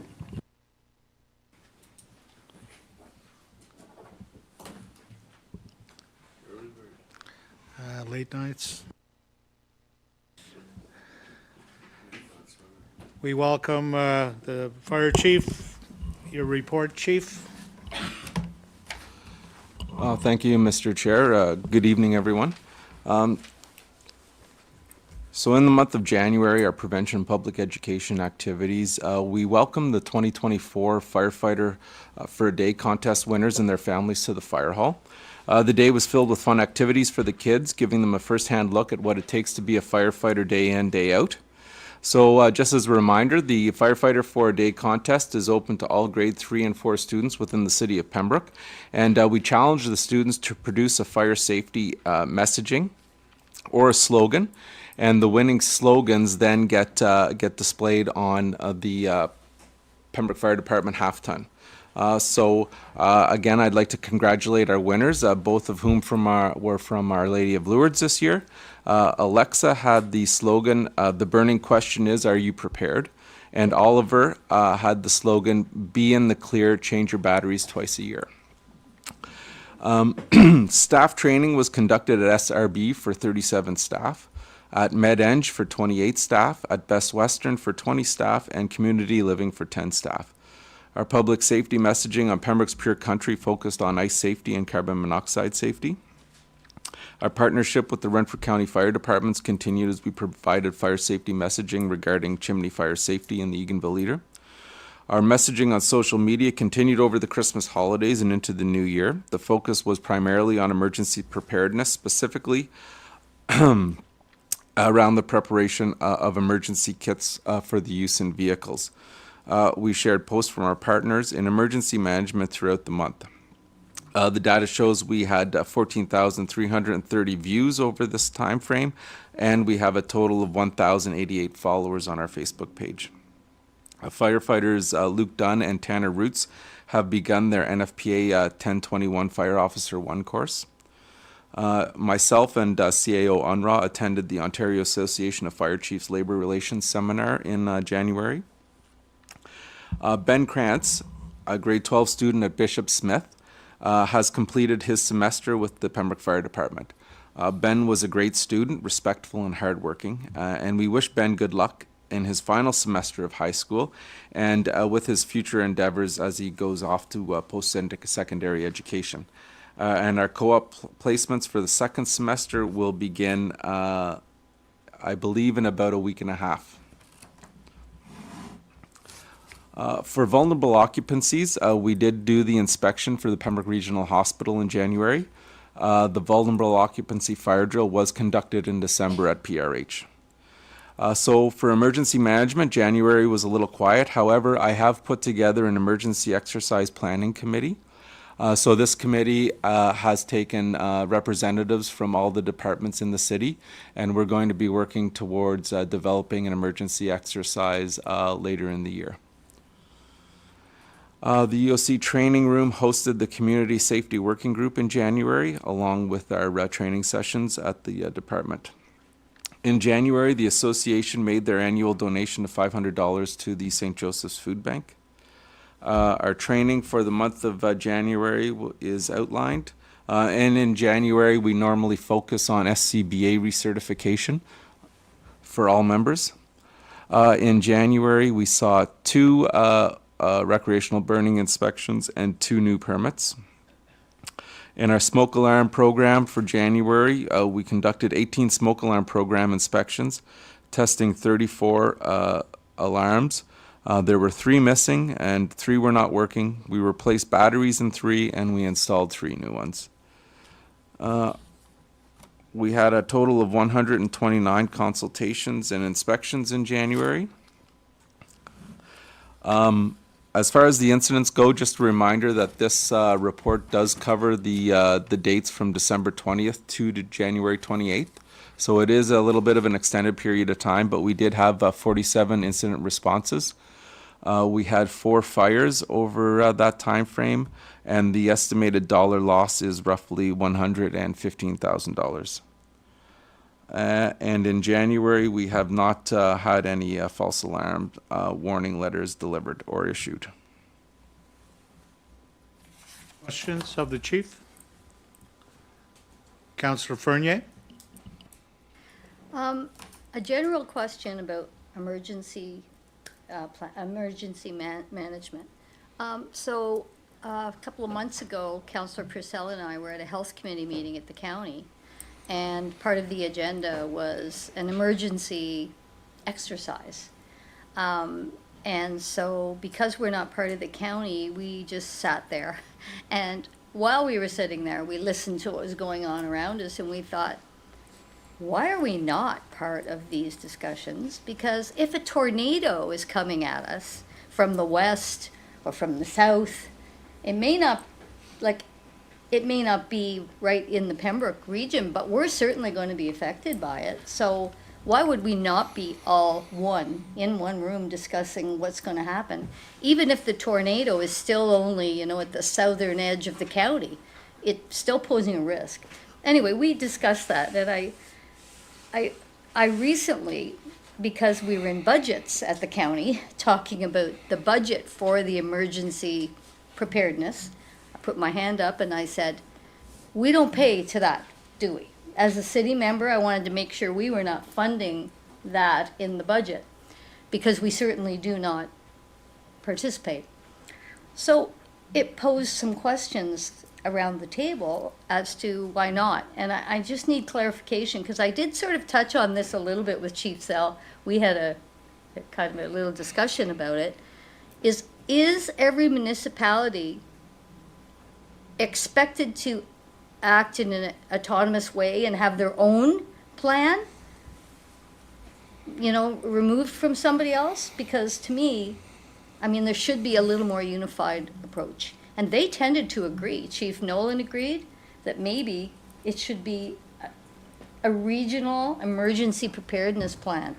Because let's face it, we're going to be tapping into the paramedics from the county. We're going to be tapping into them. So that I'm bringing forth now, because I know that they were going to reach out, but I need clarification. Is it a requirement that we have our own separate from the county? Because there could be one budget line in the county and we could all share it. So that's my point. So through you, Chief? Mr. Chair. Sorry, Mr. CAO. Councillor Purcell, I haven't forgotten about you. Yeah, I'll just respond to that. So just by experience, even with the town of Petawawa, so each municipality does have their emergency plan and their requirement. It gets complicated if it goes up to the county level. In regards to the paramedics, yeah, for sure, it does make sense. But it's I think the need, and you know, maybe the chief could correct me if I'm wrong, certainly as a lower or a single tier, we're required because we're not part of the county. We don't pay for that. So, but even the lower single tier, not the single tier, but the lower tier municipalities that are within the county, they all do have their own. And I think it's part of just being, you know, a little bit more self-reliant. And you know, not saying that you know that it wouldn't work maybe on a regional basis, but you know, if something's happening in Petawawa, say, and all the resources are given to say white water, then Petawawa is kept on, you know, to fend for themselves. So, you know, I think that's one of the main reasons why that each individual municipality is required to have their own emergency plan, and it's not regionalized. There is that, you know, that goes up to Emergency Management Ontario, that oversees, you know, all emergencies. But I think the chief would add anything. Yes, CAO Onra is correct. Every municipality is required to have their own plan. For council, a few of the CMCs, we're developing a working group to come up with some generalized plans and that we can share with each other, so that when we do have to help each other out, we're sort of all on the same page. So we are working in that direction. As far as the county plan, perhaps I missed some meetings, I'm not sure, but I don't think I did. It just came to light to me a couple of weeks ago that the county is planning this exercise. So as far as a formal invitation, and I've checked with my alternate CEMC, we haven't received a formal invitation. However, I have spoke with the CEMC from the county, who has unofficially invited us and is encouraging all municipalities to take part. So I will definitely have to get more information. I've also made an agreement with another agency in the city to conduct our annual exercise to coincide with their annual exercise. So, you know, that is, and it's not scheduled to be at the same time as what the county is doing. So, you know, that's an increased burden onto the directors who may have to attend. So, as far as the county exercise goes, perhaps I will attend as a Pembroke representative, and if my alternate would like to attend as well, everybody's in would be invited, but perhaps not participate in full scale as far as that goes. But really, I have very little information about it. Councillor Purcell is next, then Councillor Fernier. No, Councillor is on the agenda. You're next. I know you do, but you're out of order. Go ahead, Councillor Purcell. Thank you, Chair. I guess just to build upon Councillor Fernier's comments, there's tabletop exercises or there's mutual aid exercises that typically also occur. You have your specific plans, but you can invite others to participate in some of the exercises that you do. So so you can understand how they work together in terms of a larger scale event. So I'll use CNL as an example. Once there's an event at CNL, mutual aid would be, okay, not only the CNL Fire Department, but it'll be like, it'll be Chalk River, Deep River, Petawawa, the military would be engaged, the ambulance services would be actually involved as well. And they actually have a annual event that they actually prepare for, the event of a radiological issue, typically. An evacuation event as well. And so there's these lots of learnings that come from these types of initiatives. So I support the chief in terms of, the more that we can participate, not only develop our own plans, but also,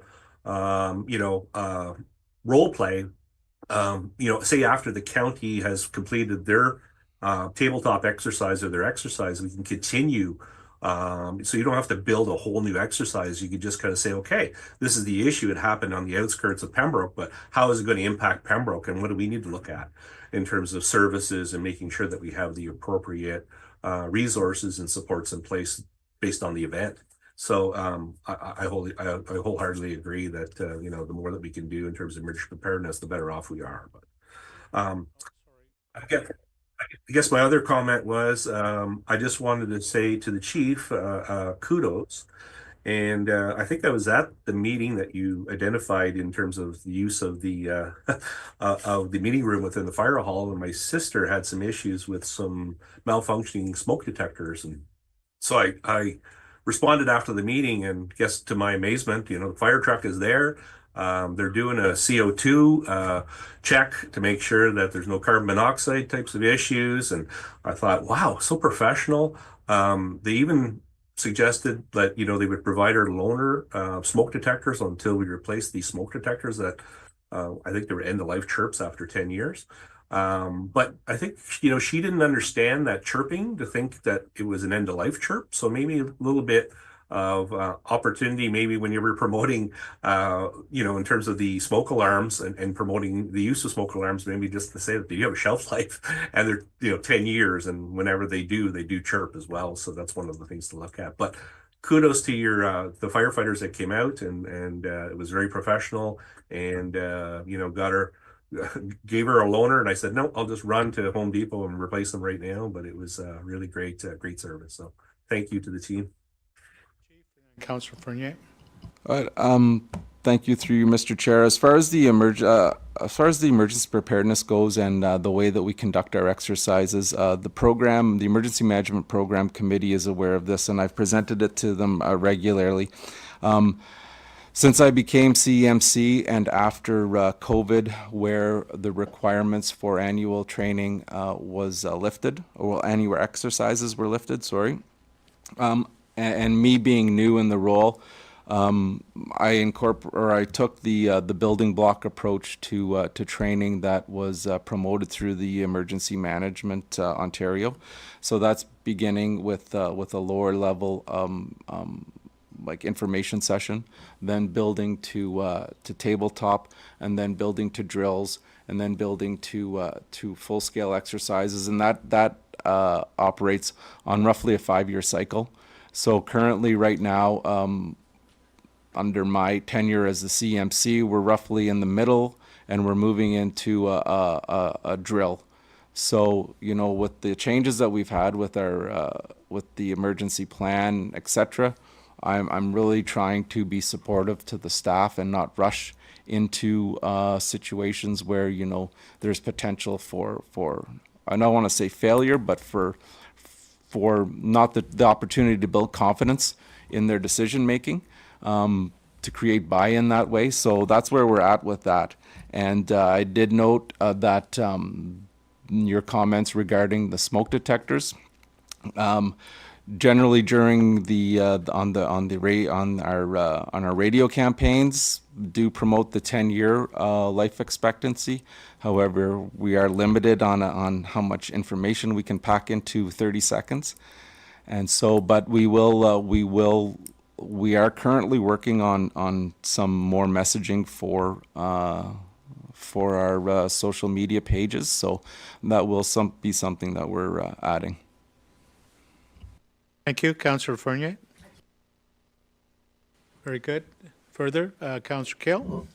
So just to back up for a second in terms of like working with our neighbors, and I mean, I don't know about other councillors. Certainly, you know, the idea that we could have an emergency or a situation has been in the back of my head since getting elected. Councillor Lafrenie's nodding. It's probably been in the back of her head for 20 years since being elected. But she raises a good point, which is that there's any number of emergencies which, you know, wouldn't follow a municipal border. Well, Councillor Lafrenie just said wildfire. I mean, if a tornado can go through Kinburn, that cloud could have just as easily been 100 kilometers this way. An ice storm, you know, any number of things. So I guess what I'm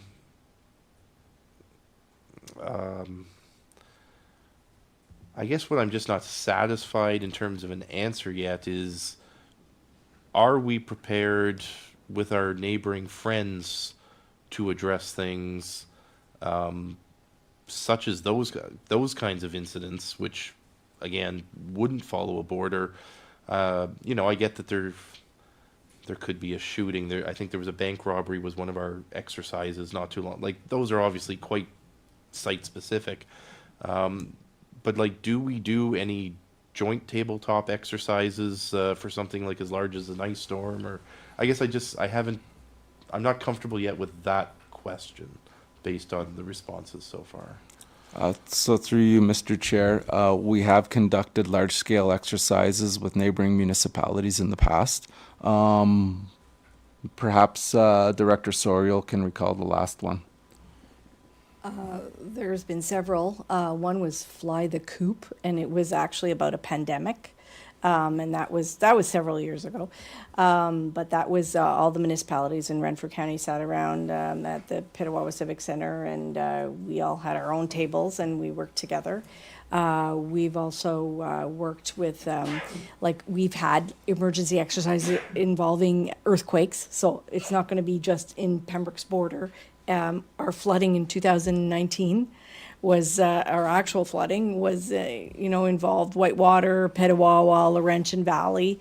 And so we were working together and, trying to share the resources when MNRF brought in their personnel. So they were shared. So we worked closely with the county in that particular instance, and they helped us with sandbags and things like that. So we have had practice in real life instances and in practicing instances as well. Councillor Fournier? Yeah, so just basically through the chair. I guess the chief wanted to respond to Councillor Keel first. Sorry. One thing that I did want to add was the amount of effort that it takes to conduct a large-scale exercise involving several municipalities is tremendous. So that is another factor that comes into play with some of this stuff.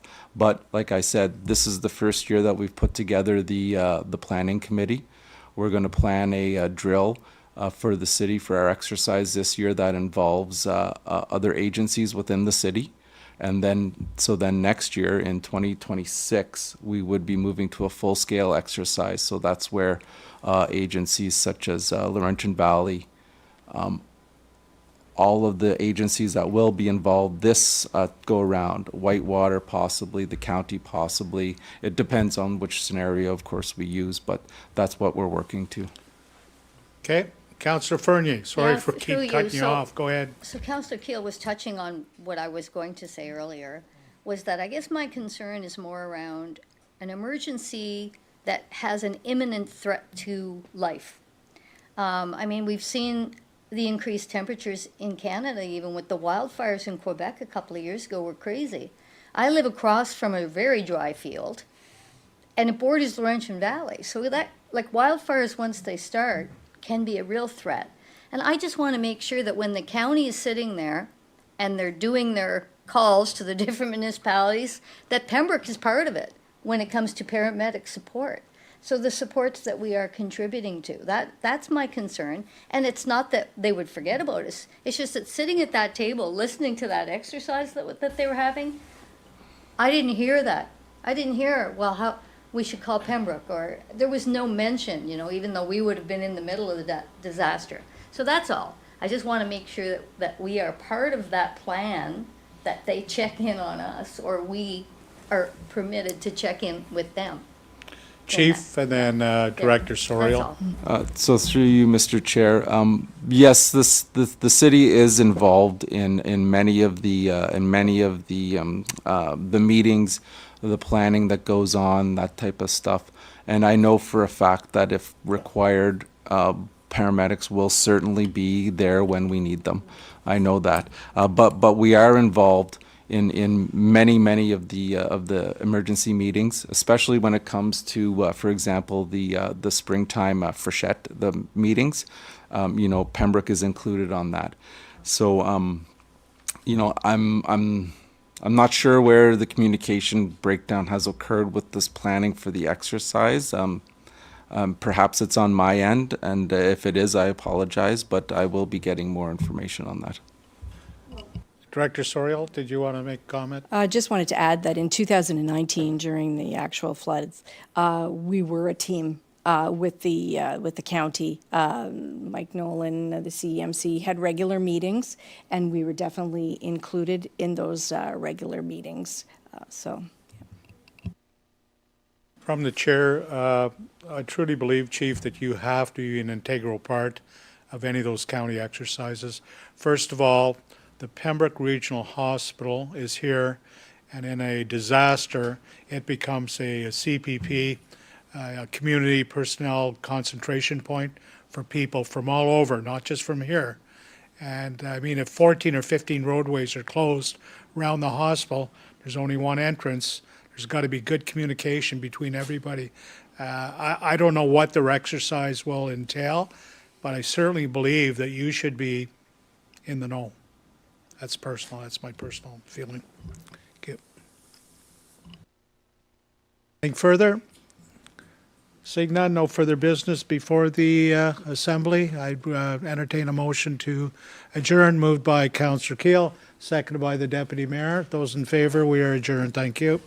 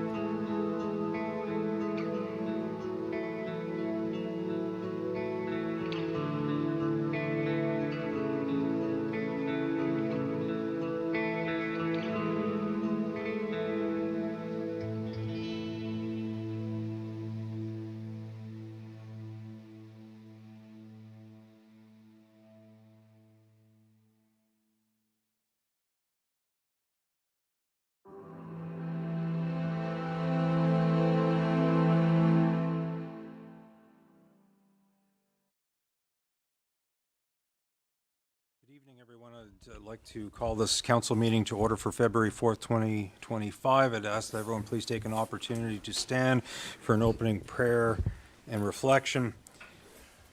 Before opening this meeting of council, I would ask those who wish, each in your own way, silently join in a prayer of guidance over these proceedings.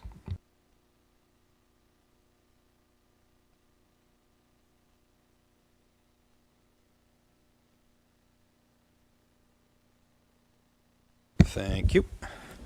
Are there any disclosure of pecuniary interest in respect to the matters on this council meeting agenda? Seeing none. Moving to minutes, approval of the minutes of council of a special meeting of council January 21st, 2025. Moved by the Deputy Mayor, second by Councillor Plummer. Those in favor? That's carried. Then there was a regular meeting of council January 21st, 2025, moved by Councillor Plummer, seconded by Councillor Purcell. Those in favor? And that is carried.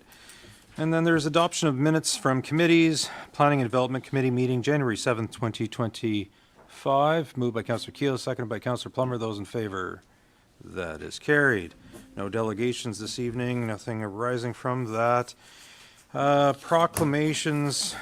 I do hereby declare February 2025 as Black History Month in the city of Pembroke, whereas on December 14th, 1995, Jean Augustin, the first Black Canadian woman elected to Parliament and the Parliamentary Secretary to the Prime Minister, requested and received a unanimous agreement of the House of Commons on her motion to declare February Black History Month in Canada. And whereas during Black History Month, we commemorate, celebrate, and recognize the achievements of Canadians of African descent and recognize their rights to equal opportunity and freedom from discrimination in Canada. And whereas Black History Month continues to provide the city of Pembroke with the opportunity to celebrate the contributions and vital role of Canadians of African descent have made to strengthen the social and cultural mosaic of our community, province, and country. I'm proud to announce that February is Black History Month. The 2025 theme for Black History Month is Black Legacy and Leadership, celebrating Canadian history and uplifting future generations. I invite all citizens of Pembroke to learn more about this history and how these individuals helped and continue to help shape our history right here in Pembroke. Therefore, be it resolved that I, Ron Jerva, Mayor of the City of Pembroke, do hereby proclaim the month of February 2025 as Black History Month in the City of Pembroke. Second, proclamation, whereas heart disease is the #1 killer of women worldwide and the leading cause of premature death for Canadian women, a fact unknown to many women and their healthcare providers, and whereas the Canadian Women's Heart Health Alliance is an organization of volunteer health professionals and patients working hard to improve women's heart health. And whereas Wear Red Canada Day is celebrated annually to raise awareness for all Canadians, but especially Canadian women, to be mindful, curious, and proactive in the management of their heart health and wellness. Whereas we want to see better prevention, diagnosis, and care, and fewer women dying prematurely from heart disease. And so it speaks for itself in terms of Wear Red Canada Day, that February 13th is Wear Red Canada Day, this day raising awareness about women's heart health. Heart disease is the #1 killer of women worldwide and the leading cause of premature death in women in Canada. Globally, cardiovascular disease affects 1 in 3 women, yet women everywhere are understudied, underdiagnosed, undertreated, and unaware. Heart disease is largely preventable, and therefore we all have a lot that we can do to help reduce the risk. Therefore, be it resolved that I, Ron Jerva, Mayor of the City of Pembroke, do hereby proclaim February 13th, 2025 as Wear Red Canada Day in the City of Pembroke.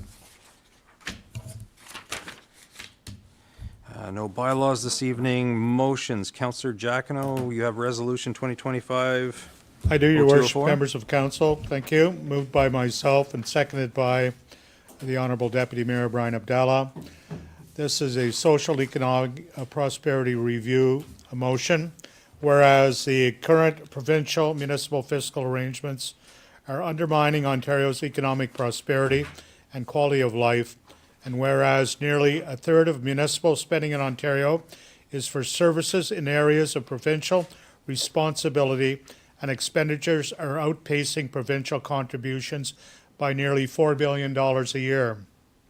And whereas municipal revenues such as property taxes do not grow with the economy or inflation, and whereas unprecedented population and housing growth will require significant investments in municipal infrastructure, and whereas municipalities are being asked to take on complex health and social challenges like homelessness, supporting asylum seekers, and addressing the mental health and addictions crises, and whereas inflation, rising interest rates, and provincial policy decisions are sharply constraining municipal fiscal capacity, and whereas property taxpayers, including people on fixed incomes and small businesses, can't afford to subsidize income redistribution programs for those most in need.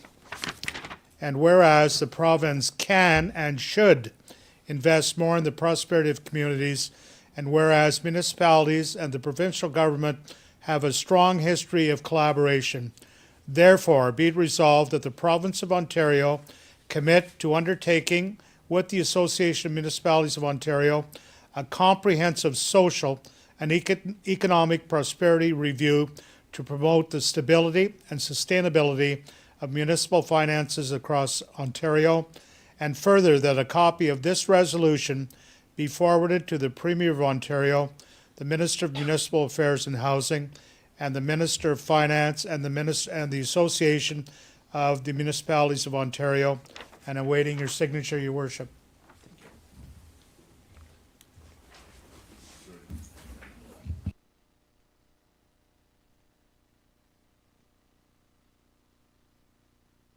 Thank you, Your Worship.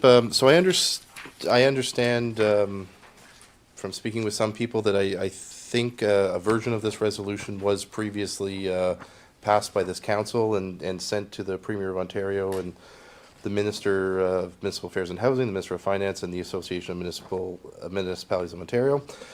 But as we also know, Your Worship, there's currently an election going on, and the questions raised in this document about sustainable funding for municipalities is an important one.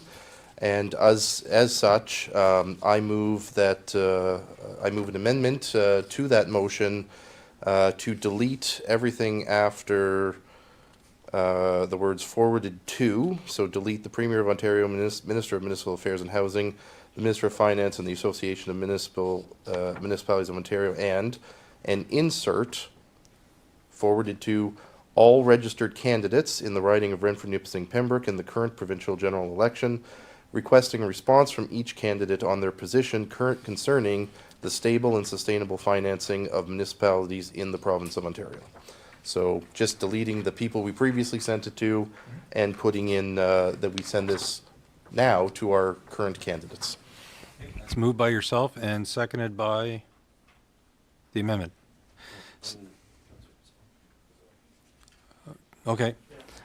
Okay, if Councillor Purcell wishes to second it, okay, so we have a motion to, yes, Councillor Purcell, you're seconding, correct?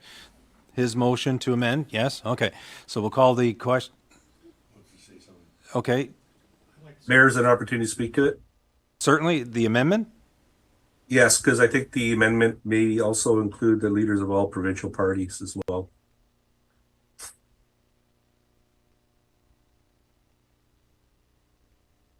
Okay, Councillor Jacquinot? Your Worship, I truly recognize what Councillor Keel is trying to say, that we may be a little repetitive by having already forwarded something of this nature from February 6th of last year that was moved, of course, by the Deputy Mayor and seconded by Councillor Plummer. But I think the intent of this particular motion is to reinstate what we've said more forcefully to the government, knowing that we don't want to see this just going off into the sunset, that this is still an important issue. There's a new government that may be in place shortly. We don't know who that is going to be. So I truly believe that all of the people that were referred to, plus, I don't think we should remove those people. I think they should be in there as well as the indicators of the new people that are coming, new candidates, so that the government of the day is aware that this has also been sent to the new candidates. Thank you, Councillor Jacquinot. Deputy Mayor, did you wish to speak to the amendment motion? Yeah, I agree with Councillor Purcell and Councillor Keel and also Councillor Giacono, include everyone. I know we sent it before, but that was a year ago. Just came back from Roma. We met with the Treasury Department. I went up to the Finance Minister and spoke to him. We have AMO this summer that some of us will be going to. We don't know who the government will be. I think in this case, you have to go after all avenues. I know we have the Mayor's Caucus, Eastern Ontario, we have the Warden's Caucus, we have our local MPP, whoever that will be. I don't think it harms to send it to them. We just keep representing the residents that we are trying to get to the government that we cannot keep going down this road. The current fiscal arrangement has to change. So I think it's worthwhile to send it to, like you're mentioning, and to Councillor Purcell, and also send it again. I think it's worth it. Okay, so can I clarify? I thought the motion was to remove everything after be forwarded to, and then insert what you've just said in terms of who it should go to. Am I wrong? Am I asleep here? No, so I mean, I don't know, look, I was hoping this was just going to be a friendly, easy thing. I'm going to disagree with Councillor Giacono and Deputy Mayor Abdallah. This does make a difference. It's wasting staff time. We've already sent these things. I would be willing to bet money they don't even get to the minister's desk, and I know I'm not the only person around this table that believes that. Sending them to the party leaders are never going to respond. But I do have an expectation, and I think everyone should have an expectation, that our local candidates respond. And that's why I think it should be pointed at them. It's almost a shame that our media person actually left, because I thought this might actually be one of the more important things that we're discussing tonight. At the end of the day, I don't care who we send it to, but I don't believe resending it to all those ministers is going to do a thing. I don't disagree with Councillor Purcell that the party leaders should comment on it, but I bet you they're not going to send us a response in the next 2 weeks. But I think if we point this at our candidates, I think we should expect our local candidates to answer this question locally. So, I mean, the motion's been made. I can't make a different motion, but with respect to Deputy Mayor, I think you're just wasting the clerk's time resending it to all those other people. They've already got it. I mean, that's my position. Thank you, Councillor Keel. I'm just making sure that's what the motion is. We got so far 2 people that have disagreements. You want to weigh in, Councillor Frenier? Not on this, but I do have a comment of procedure. Like, I'll do that later. I don't know where it fits in. So right now, we're just trying to deal with the amendment, whether or not the amendment is going to happen as per the motion by Councillor Keel. Okay, I just want to ask Victoria to check her email. That's all.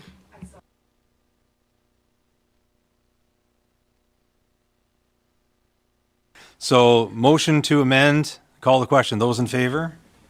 1, 2, 3, 4. So it carries. Okay, so now we have this resolution with that amendment. I'm not even, if council is agreeable, I'm not going to reread it with the amendment. And I thank Councillor Keel for providing it to me, which I suspect, yes, has the wording, so I know which one to sign should it pass. Okay, so on the motion itself as amended, is there a discussion on that particular resolution motion? Seeing not. Call the question. Those in favor? Against? Okay, so that's carried. Thank you.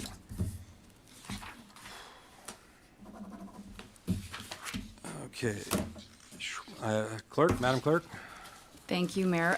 Just to elaborate on Councillor Lafreniere's point, if we could briefly revisit the motions for the minutes of January 21st. Just a simple error. Councillor Plummer was absent, so he shouldn't vote on the minutes. Just a housekeeping procedural item. Can I ask Madam Clerk which ones he made a motion on, because I couldn't tell you? Yeah, absolutely. So item 4.1A, so it's the approve the minutes from council January 21st, and 4.1B for the both meetings on the 21st. And so can you refresh my memory, did he second it or did he move it? For 4A, the special council minutes, he seconded, so we'll just need a seconder. Okay. And then we'll need a mover for the regular council minutes, 4B. I can do both, Your Worship. Thank you. So Thank if you. Councillor Keel is willing to let his name stand in favor of, instead of Councillor Plummer, are we good, or do you want to call the question on those again? Are we good? Okay, thank you. Good stuff. No correspondence tonight. Under Mayor's Report, wish to bring forward my Mayor's Report this evening regarding invitations, appearances, and other matters. On January 23rd, I had the pleasure of attending the grand opening of First Step Options at their new location at 362 Miller Street. Welcome to their new location. Very pleased to see the number of volunteers coming together, making things possible for the needs in our community. On that day as well, I attended a webinar for the Ontario Power Generation with numerous mayors and Minister Vidali. It is always helpful to stay informed regarding our waterways and in particular the Ottawa River watershed. January 28th, Councillor Keel, Councillor Purcell, and I had the honor of meeting with our MPP, John Yakubuski, one final time, official business, as he presented the grant announcement that we heard in respect to the fire department to address the need for equipment for better prepared, to be better prepared, for cancer in their profession. He, as always, This also gave us, the representatives of the city, an opportunity to thank John for his many years of service for the entire riding and in particular the city of Pembroke. John has always been a huge advocate for all of us, all the time, behind the scenes, at delegations, and frankly, anything that we required to assist us with addressing the needs of our ratepayers. A small token of appreciation was provided to him, and now that the writ has dropped, we await news as to who our next MPP will be. On February 3rd, the CEO and I had the pleasure of meeting with the Conservative candidate Billy Deneau to discuss the concerns and issues that the city of Pembroke faces and to have a good discussion about our riding and in particular the city of Pembroke. We look forward to the chance to meet with other candidates as the election day approaches. On a very serious note, I wish to address to members of council and to the public regarding the recent situation regarding tariffs. Rest assured that it is being taken very seriously and that the CEO and I have been having discussions with various members of the business community, Eastern Ontario Mayor's Caucus, Eastern Ontario Warden's Caucus, and other levels of government. The city of Pembroke and the surrounding area has a number of economic advantages. We have and will continue to work with our ratepayers to ensure stability in our local economy. The CEO and senior management team, I understand, will be having a meeting later on this week to discuss this and further the discussion on it. And I'll continue to meet with various individuals regarding this topic, including other levels of government, caucuses, and businesses.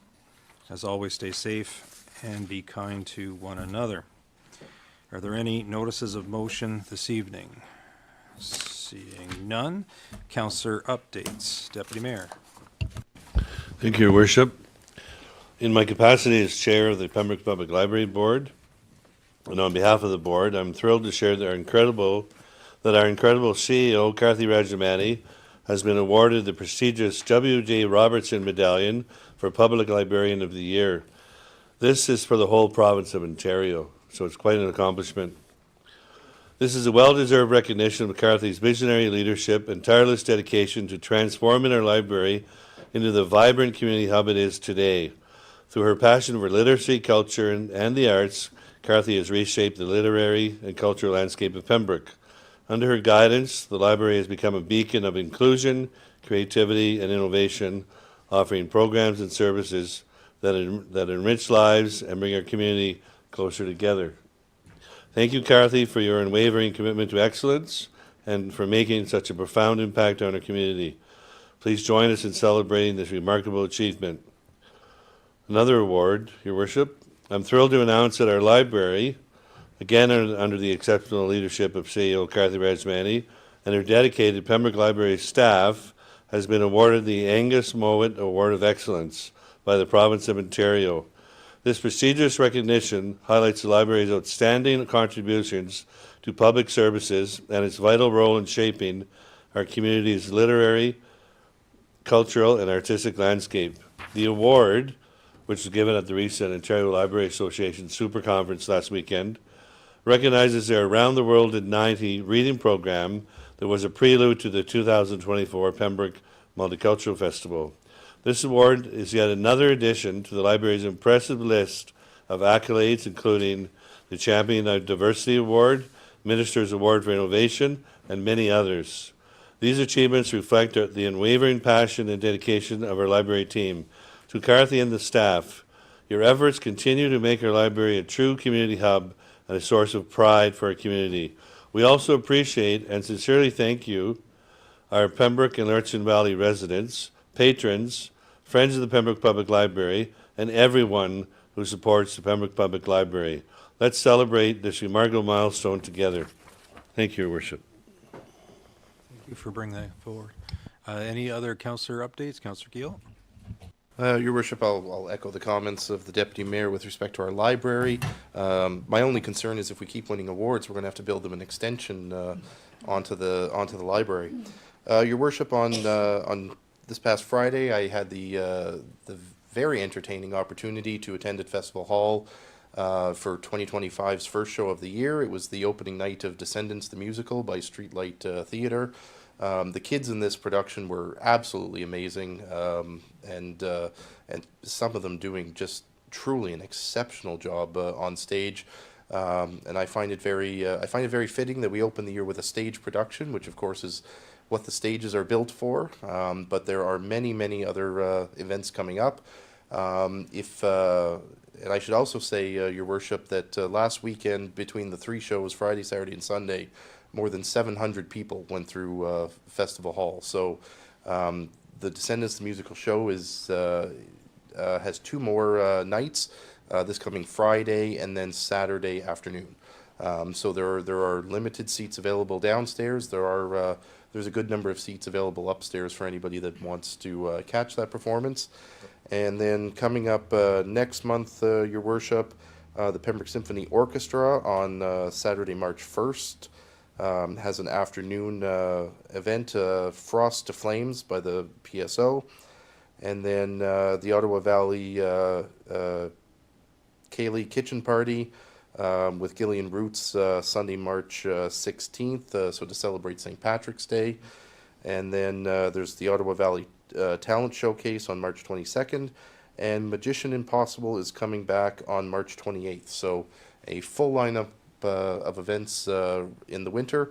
And if anybody is looking for information, again, the new Festival Hall website is www.festivalhall, spelled completely out, .ca. And tickets can be purchased there or at the box office. Thank you, Your Worship.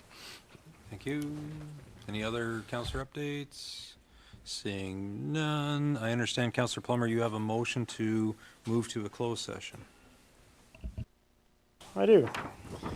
Moved by myself, seconded by the Deputy Mayor, that this meeting become a closed meeting to discuss advice that is subject to solicitor-client privilege, including communication necessary for the purpose of Section 239, Sub 2, Sub F of the Municipal Act regarding 273 Victoria Street, legal update of Ottawa Power Corporation governance structure, legal update.